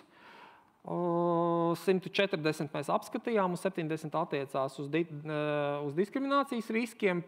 Arī valsts iestādes piekrita, ka informācija pašā nacionālajā datubāzē viņa nav detalizēta, un tāpēc grūti saprast, par ko šis projekts patiesībā bija un kur bija problēma. No otras puses, dažreiz arī paši projektu pieteicēji nav informēti, ka, ja viņi aprakstītu horizontālos principus, viņi patiesībā dabūtu papildus punktus, kas viņiem ļautu daudz labāk, varbūt tās daudz labāk panākt šī projekta saskaņošanu. Tāpat mēs arī identificējām pāris projektus, kur palasot vispār bija šaubas par to, vai tie, kas bija viņus uzrakstījuši, saprot, kas ir horizontālais princips. Bet, kā jau mēs minējām, neviens projekts nav bijis noraidīts, tāpēc, ka viņš neatbilst horizontālam principam. Bija interesants moments sarunā ar valsts iestādēm par finansējumu, pieprasījumu tehniskās palīdzības projektiem. pacēlās jautājums tieši par publicitātes pasākumiem, un tajā brīdī iestādes saprata, ka viņām arī publicitātes pasākumi par ES projektiem ir jāpadara atbilstoši horizontāliem principiem, respektīvi pieejamības jautājumā. Un šodien sēžot, es redzēju, ka ir progress, ir surdo tulkojums, ir titri, un būtībā šeit var nonākt arī personas, kuras ir ar kustību traucējumiem, bez problēmām. Bet tas ir tā kā mums kompliments no Tiesības sarga biroja puses. No otras puses, Tiesības sargs nebūtu Tiesības sargs. Ja mēs paskatāmies šo te programmiņu un nemeklējam programmiņu, mēs varam paskatīties šo. Jo vairāk mēs no baltā fonta aizējam šajā ceriņkrāsas pasteļu krāsā uz tumšākas ceriņkrāsas pasteļu fonu, jo grūtāk cilvēkiem ar redzes traucējumiem to ir lasīt. Tas tā, pārdomām. Attiecīgi Tiesības sargs iesaka institūcijām, Labklājības ministrijai un Tieslietu ministrijai uzraudzīt vadlīniju ieviešanu praksē. Tiesības sargs ir atvērts mācību iesaistē, kā papildus informācijas avots par nedarbiem, ko mēs konstatējām. Mēs varam arī informēt uzraudzības komiteju, apmeklējot sēdes par konstatētiem pārkāpumiem. Jā, mūs arī aicināja nesen, bet mums nekas jauns nebija bijis. Un arī tā kā veidot šo te atgriezenisko saiti, kad mums ir ko pastāstīt, lai situācijas nākotnē neatkārtotos. Un, kā jau es minēju, pie Tiesības sarga nenāk tad, ja viss ir labi. Tāpēc mums nav labās prakses piemēru. Mēs varam runāt tikai par sliktās prakses piemēriem, kas mūsu vēsturē ir bijuši 2. Pirmais bija Smiltenes vidusskolas internāta būvēšana. 20. gadā pārbaudas lieta beidzās. Tika uzbūvēta būtībā no jauna 3 stāvu ēka, bet vide bija piekļūstama personām ar invaliditāti tikai ēkas 1. stāvā. Respektīvi atrunas bija tādas, ka personas ar invaliditāti, tā kā studenti, viņiem ir telpas, kas ir pieejamas 1. stāvā, tā kā tās nepieciešamās, pārējie 2 stāvi tad nē. Bet jautājums ir, ja cilvēks gribēs pieteikties darbā, strādāt šajā internātā, man liekas, man nevajag komentēt. Un otrs gadījums bija attiecībā uz sistēmisku diskrimināciju dzimumu dēļ, kas izrādījās attiecībā uz fondu finansētiem pēcdoktorantūras projektiem. Radās situācija, ka sievietes zinātnieces būtībā nevarēja iesaistīties šajā projektā un vienlaicīgi doties bērnu kopšanas atvaļinājumā, jo tur bija noteikti ļoti strikti termiņi. Un rezultātā vai sievietēm bija, varētu teikt, jāplāno grūtniecība saulēcīgi, vai arī bija bērnu kopšanas atvaļinājumā atrodoties, tu jāturpina strādāt pie pētnieciskā projekta. Bet tur pēc Tiesības sarga iesaistes IZMs veids uzlabojums un situācija ir novērsta. Paldies par uzmanību un jautājumi ir beigās. Jā, paldies.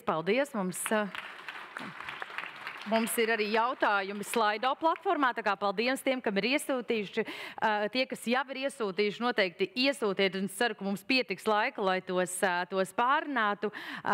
Kartu Pējala, Igaunijas, tūlīt es mēģināšu nolasīt pareizi, Ekonomikas un informācijas tehnoloģiju ministrijas padomniece struktūrālo instrumentu līdztiesības jomā. Jums bija iespēja dzirdēt gan labās prakses stāstus, gan izaicinājumus, vismaz pāris sliktos piemērus. Kāda ir Igaunijas pieredze tieši projektu īstenotāju atbalstā, lai sekmētu to, ka horizontālais princips ir ne tikai principa līmenī, bet arī praktiski ieviests? Yeah, thank you. Great. Jā, paldies, jauki būt šeit, un es droši vien paiešu solis priekšu. Mēs runājam par Eiropas līmeni, par valsts līmeni.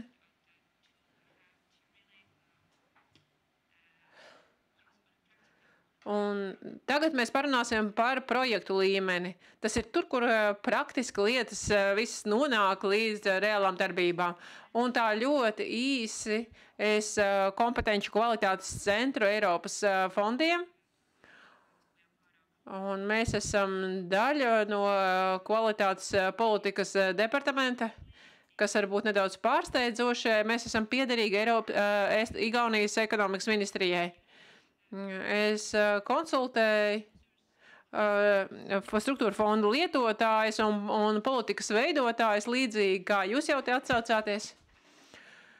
Man ir nedaudz vairāk informācijas par mūsu struktūra vienību, varbūt, jo ja kāds vēlēsies, varēs pēc tam izlasīt prezentācijā. Es sākšu no sākuma, ja mēs runājam pat par hartu. Kā mums to ir veicies ar tās ieviešanu šajā laika posmā. Mūsu apstākļos,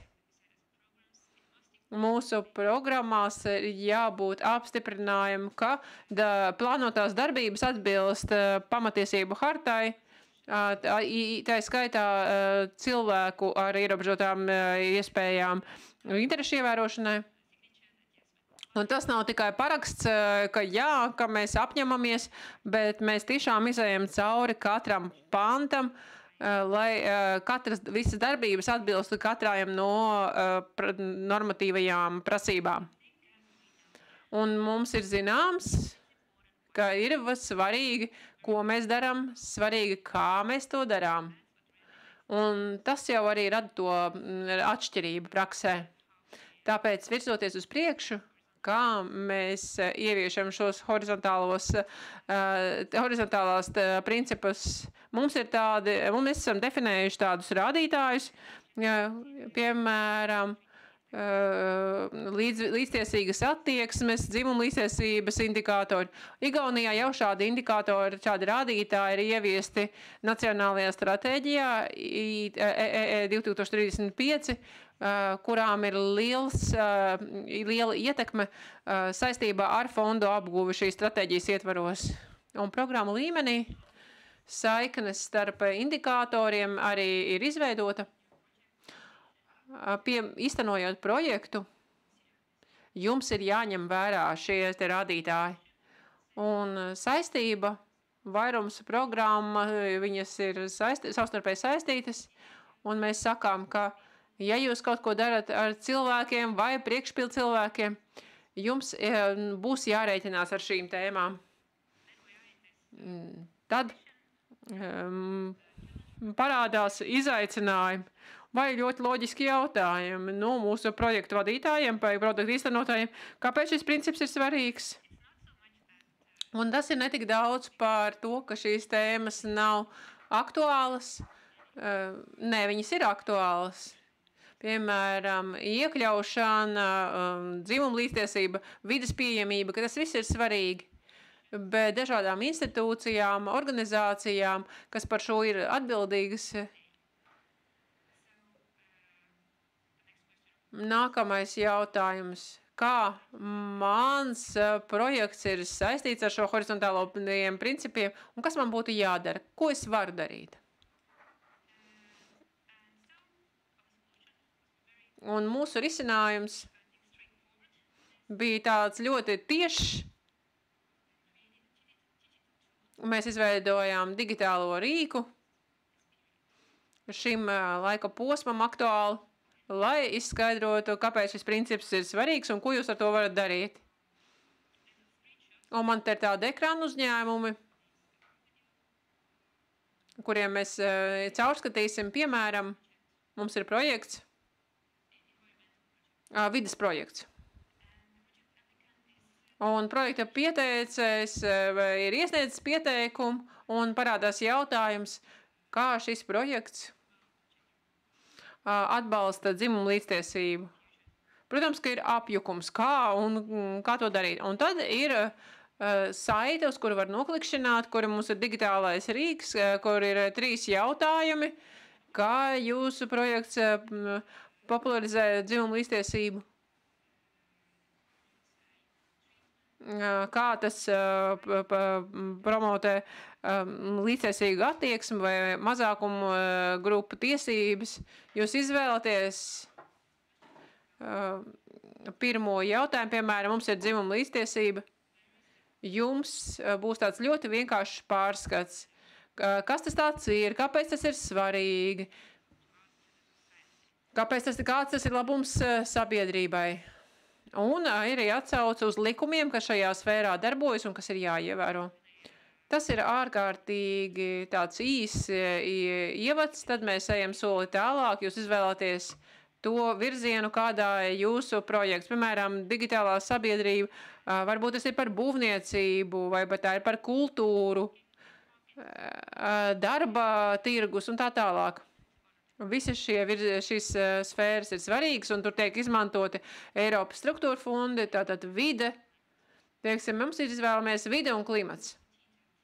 Un jums ir vēl detalizētāks pārskats, bet pietiekami vienkārši, kā vides jautājumi un dzimumlīstiesības jautājumi ir saistīti, kāpēc ar to ir jārēķinās un kā to vispār izdarīt praktiski. Un tādējot tālāk, var izvēlēties konkrētas darbības, vai jūs attīstat kaut kādu publisku pakalpojumu, vai jūs veidojat, piemēram, staciju, vai jūs veidojat kaut kādu komunikācijas rīku, vai vietējo reģionālo stratēģiju par vidas jautājumiem. Ja jūsu projekts veido šo reģionālo stratēģiju par vidas jautājumiem, tad šajā stratēģijā kā jūs varat pārliecināties par to, ka tajā ir ņemta vērā šī dzimuma līdztiesības aspekts. Tas tātad viss ir ļoti vienkāršā valodā, ļoti vienkārša pamata informācija, lai to būtu vienkārši pielietot jūsu praktiskajā darbā. Tāpat jūs varat sekot šim te pašam virzienām, piemēram, pār līdztiesīgu attieksmi. Jūs nevarat vienkārši uzrakstīt, ka es pret visiem izturos vienādi, ar to nepietiks, problēma ar to nebūs atrisināt. Nē, mēs gribam redzēt patiešām līdztiesīgu attieksmi. Tātad mūsu parastie priekšstati ar šo, protams, ir tādi izaicināti, mēs piedāvājam viņus pārskatīt. Un vienkārši pateikt, ka man viss ir vienādi, tas ar to nepietiek, ka aiz tā stāv kas vairāk. Atkal izējam cauri visiem soļiem rīkā, mēs redzam, kā mēs varam ievērot minoritāšu tiesības, līdztiesību, un kā mēs to varam jau projekta plānošanas stadijā. Un tāpat mēs varam iziet cauri vides pieejamības aspektam. Piemēram, kad mēs izvēlamies dažādus materiālus, jūs tātad arī digitālā pieejamība, vides pieejamība ir jāņem vērā. Jums ir jāizmanto tehnika par šo digitālo pieejamību. Tad par jautājumu par kādas ir mūsu vadlīnijas, jo patiešām vadlīnijas mums ir pietiekami daudz, un te mēs viņas varam atrast. Un likumā noteiktās prasības par šo vides pieejamību. Un visbeidzot,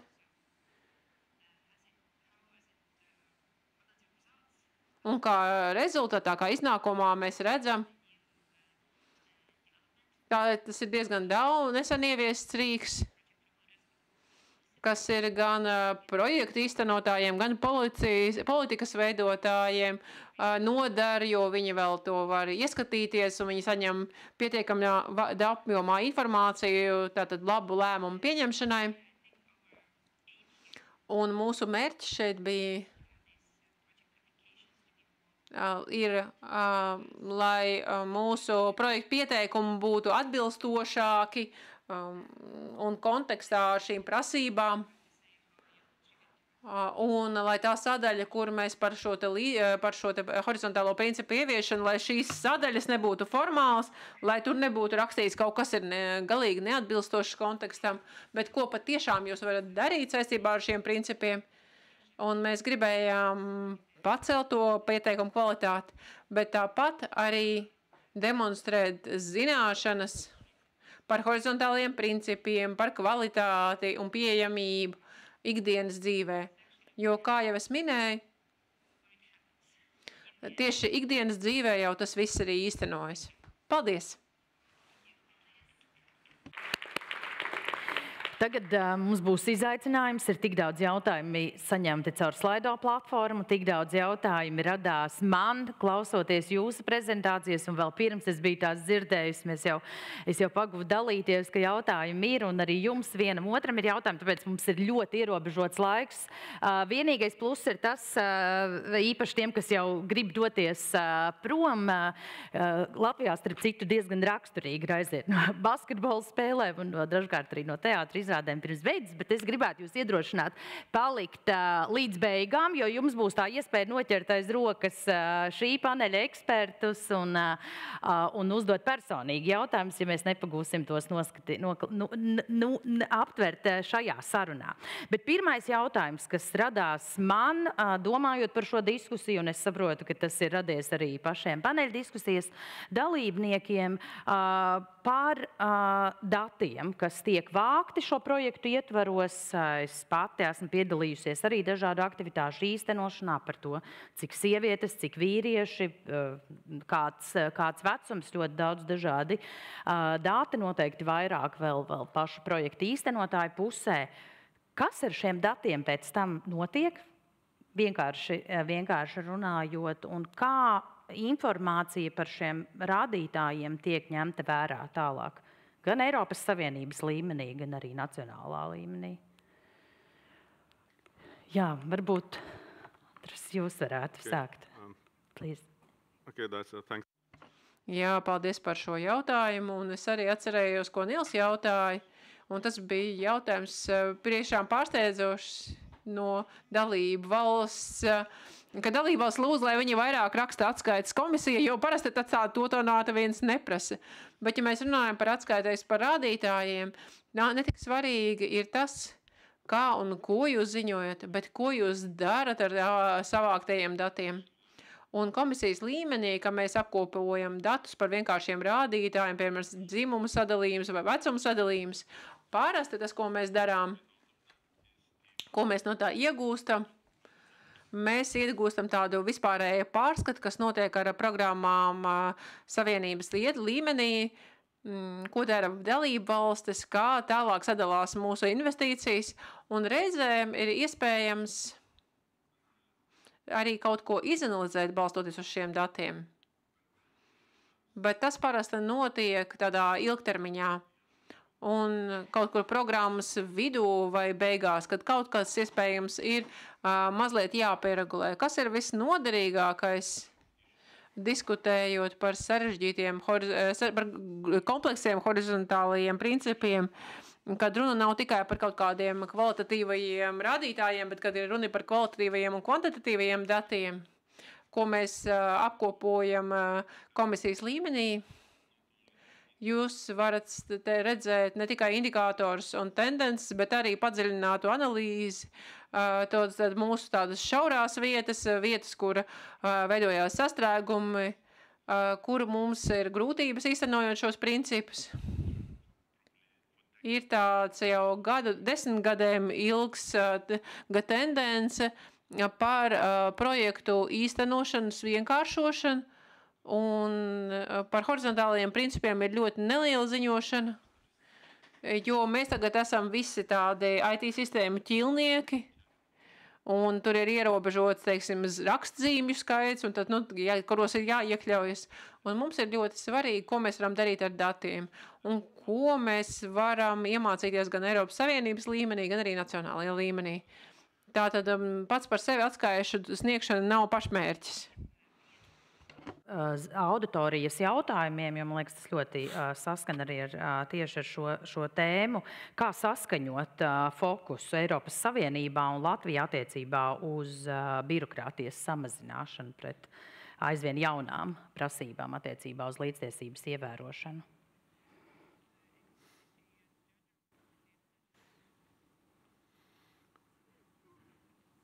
Jā, Diana. Jā, liekas, ka Diana. Jā, izskatās, ka Diana ir atbildi. Jā, lūdzu. Es varbūt iedošu kādu tādu hintu, par ko vēl padomāt, bet man ir uzreiz arī pretjautājums. Varbūt tas nav labais stils uz jautājumu ar pretjautājumu, bet tomēr man tas ir. Kāpēc mēs vispār vienlīdzību un iekļaušanas jautājumus uztveram par birokrātiju? Jo, kā jau es teicu, ja mēs mainām to domāšanu, ka tas ir mūsu princips, mēs vairs neredzam, ka tā ir birokrātija, tā ir nepieciešamība. Tā kā jā, tā arī parādās. Jautājums bija par to birokrātijas ziņošanas. Jā, bet ziņošana. Es varbūt bišķiņu papildināšu par ziņošanu. Un man gan tas globālākais redzējums, gan varbūt tāds praktiskākais. Tātad tā pieredze, kas mums bija par ziņošanu, tas nav prasība tāpēc, ka visiem gribas skaitļus vākt. Tā patiešām prasība tāpēc, lai mēs redzētu, ko mainīt, kas vēl ir jāmaina, vai nu tajā ieguldījuma prasībās vai kaut kā tā. Mums savulaik Dzimuma līdztiesības institūts, kas ir Eiropas Savienības aģentūra, abreviatūrā mēs vienmēr saucam EIGA, arī veica ļoti labu izpēti par to, vai šis dzimuma līdztiesības aspekts un vispār horizontālais princips ES fondos tiek ievērots formāli, vai tas tiešām ir tas, ko arī īsteno. Un pētījums secinājumi patiešām pēc tam parādīja to, ka ir gan tas formālisms, gan arī tādās projektos, kas ir tādi ļoti skaidri saprotami, tad tur arī, protams, šis princips tika īstenots, bet tajos neskaidrajos, tajā palākajā zonā bija skaidri redzams, ka dzimuma līdztiesības un nediskriminācijas aspektam bija jābūt iekļautam, bet dažādu iemeslu dēļ tas, protams, tur nebija īstenots. Un kā EIGA varēja veikt to pētījumu? Viņi varēja veikt to pētījumu tikai tāpēc, ka bija pieejami šie dati un statistiku, ko viņi aktīvi analizēja. Un pēc tam jau tas nākamais solis bija arī jau jaunās prasības plānojot fondus, tātad, kur arī klāt nāca hartas prasījums un arī padziļinātāk par dzimumu līdztiesību. Un jāsaka tā, ka mēs arī redzējām attīstības gaitā, ja sākumā tās obligātās prasības bija vākt datus dzimumgriezumā, tur arī uzreiz bija vainu, kāpēc. Tagad tas jau ir pieņemami un normāli, tas ir saprotami. Tagad ir nākušas vēl papildus prasības vākt datus, jo mums ir jāredz, vai hartā iedzīvināti, principi tiek arī iedzīvināti. Tagad mums ir tas periods birokrātija vai vājagu, kam jūs vajag tik daudz, bet es pieļauju domu, ka pēc pāris gadiem tā mums atkal būs norma. Mēs redzam, ka to vajag, mēs redzam iemeslu. Tātad acīm redzot, mums vairāk arī pēc tam jāskaidro sabiedrībai, kāpēc šie dati mums ir noderējuši. Nevis tikai, kāpēc mēs viņus gribam, bet arī kā tas mums ir noderējis, kā mēs esam mainījuši to savu ieguldījumu politikas prasību. Tā. Bet man varbūt jautājums, iespējams, Nils vai arī Kertu var atbildēt. Kā es saprotu, viens ir dati. Mēs varam paskatīties, vai, piemēram, kādā mācību projektā piedalījās, 80% sieviešu, 20% vīriešu, vai realitātē parasti vīriešu īpatsvars ir mazāks, bet tie ir indikātori. Kā tiek mērīts un kā tiek vākti dati par to, kāds ir bijis rezultāts šiem projektiem un to, kā šis horizontālais princips faktiski ir ietekmējis vai risinājis vienlīdzības jautājumus? Manuprāt, tā notiek. Mēs to darām, bet tāpat mēs konsultējam ļoti daudz mūsu projektus, ka jums ir jāizmanto šie dati jau projekta laikā. Un, kad mēs jautājam, cik vīrieši vai sievieši ir projektā, mēs negribam to 50 uz 50, tas nav mūsu princips, bet jums ir jāskatās, kas ir jūsu mērķi grupa, kam ir jābūt, uz ko kam šis treniņš ir domāts, varbūt ir jābūt vairāk vīriešiem vai vairāk sievietēm. Un kāpēc jūs iztenojat projektu, definēt šīs dalībnieku mērķgrupas, un ja jums no mērķi grupas cilvēku nav, vai tiešām ir vajadzīgs šis projekts, vai kādas aktivitātes veikt, lai viņus vairāk piesaistītu. Tātad šādā veidā jūs varat izmantot datus par savu projekta vajadzībām. Un, protams, mēs cenšamies visu darīt, cik vien iespējams digitāli vairums datu. Mēs savācam no dažādiem reģistriem. Mēs cenšamies tā, lai projektiem viņiem nebūtu šīs ar roku rakstīto atskaišu nasta, un lai pēc tam varētu apkopot informāciju no sistēmas. Tā mēs ar to rīkojamies. Bet es gribēju izmantot to, ka jums ir digitāls rīks, pajautāt, jo bija vairāk jautājumu no auditorijas tieši par to, kā šī sinerģija notiek vai kā ar šiem datiem organizācijas apmainās, kā vismaz tas man liekas arī aktuāli, ka kaut kas tiek īstenots tādā lokālā līmenī, varbūt vienas pašvaldības ietvaros, kā tas tiek saskaņots vai kā šī informācijas apmaiņa notiek arī plašāk, piemēram, ar atbildīgo ministriju un tam līdzīgi.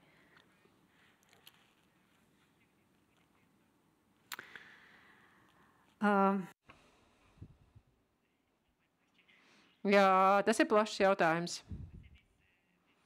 Redziet, kā sistēmas, kā tiek dati savākti, tas notiek centralizēti visiem struktūrālu fondiem, tātad no visurienes informācija tiek vienotā sistēmā savākta, un jums ir iespēja tos analizēt dažādos segmentos.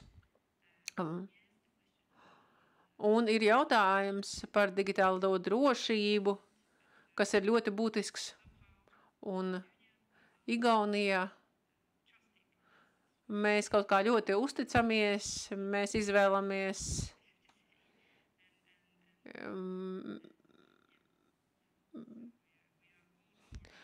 mēs visi kaut kā vienoti esam par to, lai vairāk būtu automatizētas, digitālas darbs. Un tāpat ir liels jautājums par motivāciju attīstīt šīs sistēmas. Es domāju, kas vissvarīgākais ir neveidot vairāk atskaišu. Ir lielākais fokus tomēr ir uz lietošanu. Mums ir jāiedrošina cilvēki izmantot datus. Mēs savācam milzīgus datu apjomus, un neviens gandrīz to neanalizē, gandrīz neviens. Es neesmu redzējis tādu padziļināto izpēti komisijā par horizontālajiem principiem. Es vienkārši neesmu tādu sastapis. Un mēs kā ar ministrijām, mēs sakām, lūdzu ministrijas, lietojiet tos datus, ko esat savākuši. Lai mūsu projektu īstenotāji saprastu, ko tad viņi dara horizontālo principu lapā. Un viņi pat nezina, ka viņi varētu šos datus izmantot. Izmantojiet un skatieties, ko jūs tiešām varat analizēt.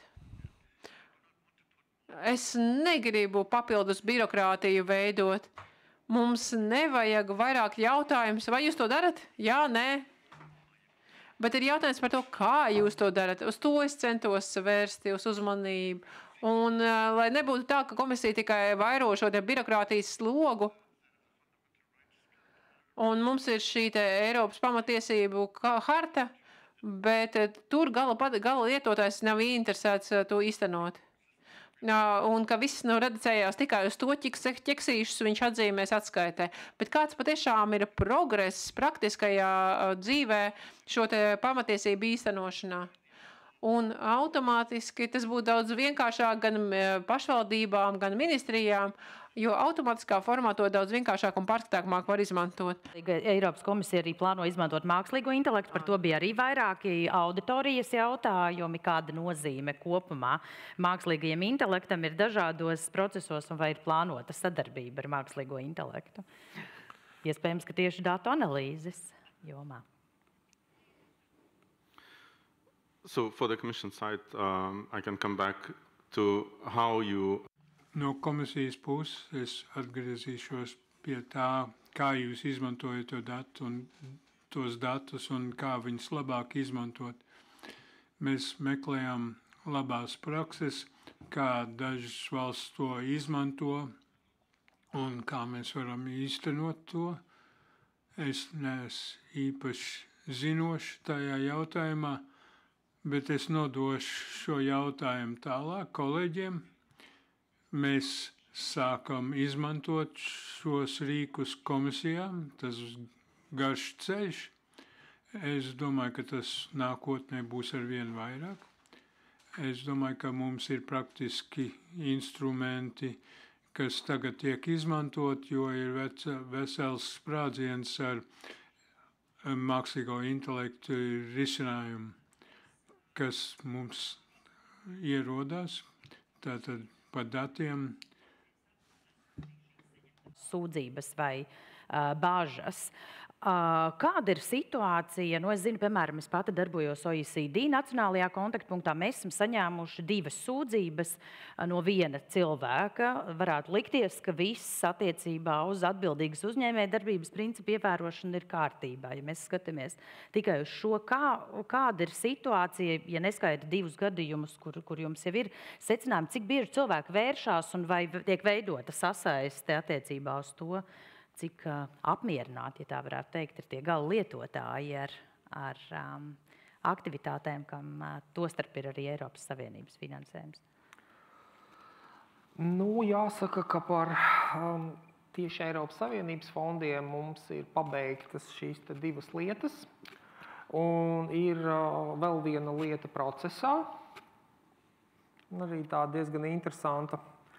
Tās indikācijas kaut kā, ja mēs tagad skatāmies statistiski, tad ir ar vidas pieejamību saistīti jautājumi un dzimums. Jā, tās ir kaut kādas tās tēmas, kur ir klupšanas akmeņi. Attiecībā uz vidas pieejamību varētu teikt, ka brīžiem ir, kā es laikam arī garām ejot pieskāros prezentācijā, drusku fragmentētā izpratne, ko mums nozīmē vidas piekļūstamība, pareizāk sakot, pēc jaunās terminoloģijas jau, kas ir ļoti komplekss pasākums. Tā ir gan vispirms fiziskā piekļūstamība, gan arī digitālā piekļūstamība, kas daļai arī varbūt ir šī programmiņa, kā piemērs, tā nav kritika vienkārši tā. Vienmēr ir vietas uzlabojumam, un attiecībā, piemēram, uz fizisko piekļūstamību, kaut kādās jomās ir šis progress sasniegts, jo nav vairs kā lai pasaka, tā mentalitāte, kuru varēja novērot pirms kaut kāda laika, kad mēs iedomājamies par fizisko piekļūstamību, mums automātiski ir viena personu grupa, tas ir personas ar kustību traucējumiem, diezgan smagā formā, un mēs uzliksim uzbrauktuvi, un jautājums būs atrisinājies, projekts ir izpildījis visu horizontālo principu prasības, un dzīve ir izdevusies. Un mēs kaut kā aizmirstam, ka no konvencijas par personu ar invaliditāti tiesībām mums personas ar kustību traucējumiem ir tikai viens no spektra. Jā? Mums paliek vēl redzes traucējumi, dzirdes traucējumi un arī garīgā rakstura traucējumi. Un katrai grupai ir savas specifiskās vajadzības un sava specifiskā piekļūstamība. Līdz ar to nav tā, ka viens princips ir automātiski piemērojams visiem. Tur ir jādomā kompleks. Un patiesībā varētu arī pateikt paldies Labklājības ministrijai par viņu vadlīnijām, kuras mēs bieži vien izmantojam mūsu atzinumos un pārbaudas lietās, jo tā izpratne arī par būvniecības standartiem viņa mums ir evolucionējusi, bet nedaudz nelīdz galam, jo ir palikuši jautājumi, kas nav līdz galam nosakti. Viss, kas attiecās uz publiskajām ēkām un būvēm, mums ir nosakts ar būvu normatīviem, bet, kad sāk parādīties kaut kāds pelēkās zonas, tad vienmēr izlec kaut kāds šis te īlens no maisa un arī tur, kur neejot detaļās, ir bijuši piesaistīti Savienības fondi, sākās tā argumentācija, bet mums izgāja cauri tas viss procesam. Eiropas komisija ir apstiprinājusi, kā tā var būt, ka mums vides piekļūstamība nav šajā gadījumā ievēroti. Bet, ja mēs skatāmies, kas ir noticis dzīvē, tad nav izlasīts Labklājības ministrijas vadlīnijas, piemēram, līdz galam. Ar to es nedomāju horizontālā principa vadlīnijas, bet par piekļūstamību, kas jums ir uzrakstīts. Arī tai skaitā tas, kas ir par atpūtas zonām un visādi brīnumi vienkārši parādās, jo ko mēs praksē darām, arī mēs piesaistam nevalstiskās organizācijas. Kā jau jūs redzēt, arī no pētījuma mums bija aptaujā iesaistīts gan NVO sektors, gan arī valsts iestādes, bet mēs sadarbojamies ar konkrētās jomas NVO, jo, kas labāk var iekāpt citu kurpēs, kā tie paši cilvēki, kas ar to saskarās dzīvē. Un tas ir zināmā mērā pat tāds mindsets, kurā jāieiet. Mēs strādājot ar šiem jautājumiem, dažreiz tā kā izspēlējam pat tādu situāciju, kas bija arī, ko es šodien izdarīju. Vienkārši nākotnē es mēģināju saprast, ja man būtu tāda vai tāda situācija, cik tālu es vispār nonāktu, vai es nonāktu līdz šai zālē, vai es saprastu informāciju. Un šie NVO viņi ļoti labi jau paši var pateikt. Mēs viņus varam piesaistīt auditam. Viņi aizbrauc uz vietas, paskatās, viņi skatās uz lietām savādāk nekā mēs uz viņām paskatītos. Viņi pamana to, ko mēs varbūt nemaz nepamanītu vai neiedomātos. Piemēram, iedot jums kaut vai kā piemēru, tā abstrakti, nepiesaistot konkrētam gadījumam, kad it kā ir uztaisīts objekts, kuram ir paredzēta piekļuve visām personu grupām, bet tad, kad tu nonāc beigās līdz atpūtas zonai, kur ir uzstādīti galdiņi, kur var apsēsties, un atpūstiet, tu saproti, ka, ja tu mēģini ar ratiņkrēslu piebraukt, tu tad pie tā galdiņa nevari piebraukt vienkārši, jo viņš ir pārāk zems. Ja, un tādas lietas, par kurām tā nemaz neiedomātos. Tāda mums ir šī te praksa, bet tas neatiec tikai uz Eiropas Savienības fondiem, tas attiecās uz dažāda veida sūdzībām, gan par konkrētiem diskriminācijas kritērijiem, gan intersekcionāli. Attiecībā, starp citu, jūs to pieminētu par datu apkopošanu. Es pateikšu, piemēram, no mūsu pieredzes, labi, mēs nestrādājam ar fondiem, bet mēs veicam pētījumus. Jā, viens no pētījumiem bija arī tas, par ko es stāstīju. Un mēs tomēr mūsu jautājumus cenšamies uzdot maksimāli konkrēti, lai tur nebūtu kaut kāds nevajadzīgās, kā lai pasaka, trokšņi informācijas, kas mums nepalīdz saprast. Pēc tam ar šo informāciju strādā sociologs, kas viņu apstrāda atbilstoši socioloģijas kritērijiem. Un, konkrēti no dzimuma perspektīvas, tur ir jāskatās konkrētā situācija, jo dažreiz to vajag. Mums pat ir noslēgusies mazu bērnu vecāku aptauja, un kā mēs zinām, no nodarbinātības viedokļa darba likumā ir dažāds regulējums mazu bērnu mammai, vai grūtniecei un mazu bērnu tēvam. Līdz ar to mums, lai apstrādātu rezultātus, ir jāsaprot atšķirība. Procesā mums šī liela aptauja par drošo vidi augstskolās, būtībā seksuālās uzmākšanās gadījumi, kur arī šī dzimuma perspektīva drusku palīdz saprast, jo viena dzimuma studenti uz gadījumiem reaģē savādāk nekā cita. Galvenais laikam ir nevis tāda tipveida pieeja, kas varbūt brīžiem nāk no veciem laikiem. Ja tāda forma veidlapa vienmēr ir bijusi, kur mēs prasām šādus datus, tad mēs vienkārši turpinām viņus prasīt, neraugoties uz to, ka tas vairs objektīvi nav nepieciešams. Bet adaptēt šo informāciju katrai konkrētai situācijai, lai viņi būtu maksimāli praktiski.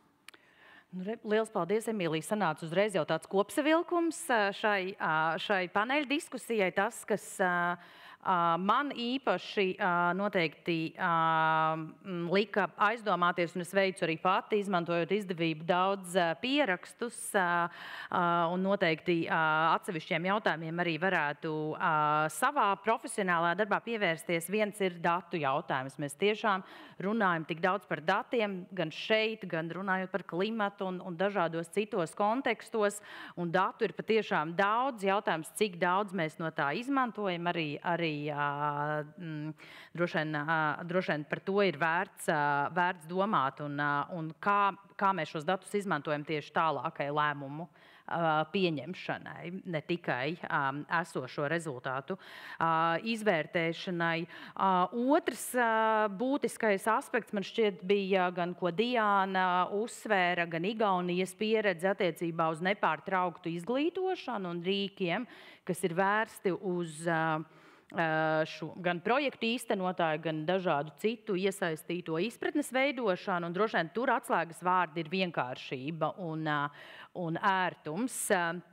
Un trešā lieta, droši vien, bet noteikti ne pēdējā, varētu noteikti vēl turpināt, ir tieši par šīm iespējām paust viedokli nevalstiskā sektora iesaisti, jo man šķiet, Emīlija un arī kopumā sarunā izskanēja vairāk kārt nevalstiskās organizācijas, bet ja man būtu jānosauc, cik daudzas organizācijas es zinu, vai cik daudz patiešām ir tādas, kur ir šie eksperti, kas var iesaistīties, noteikti nav daudz. Un ja visi sāks iesaistīt, tad man, piemēram, ir bažas par to, kāda būs šo organizāciju kapacitāte. Un godīgi sakot, arī jautājums par finansējumu, jo man šķiet, ka šobrīd tas tiešām balstās lielākoties uz gan organizācijas, gan atsevišķu cilvēku entuziasmu. Tā kā noteikti par to arī ir vērts domāt. Nu, liels paldies visiem, kas bija šeit klāt. Es zinu, ka šīs dienas moderators vēl teiks savus paldies. Paldies šīs paneļa diskusijas dalībniekiem. Atgādināšu, ka tajā piedalījās Aurims Andrulis, Eiropas komisijas nodarbinātības un sociālo lietu un integrācijas ģenerāldirektorāta pārstāvis. Thank you, paldies. Emīlija Plaksinis, Tiesības sarga biroja diskriminācijas novēršanas nodaļas juridiskā padomniece. Diāna Jakaita, Labklājības ministrijas valsts sekretāra vietniece. Nils Spāgels, Vācijas horizontālā principa SF plus aģentūras vecākais eksperts. Un Kārtu Pējala, Igaunijas ekonomikas un informācijas tehnoloģiju ministrijas padomniece struktūrālo instrumentu līdztiesības jomā. Tas tik gari nosaukumi amatiem, laikam man tiešām reti ir ar tiem reti jāsaskarās, bet es ceru, ka es tiku galā. Liels paldies par tiešām interesanto sarunu.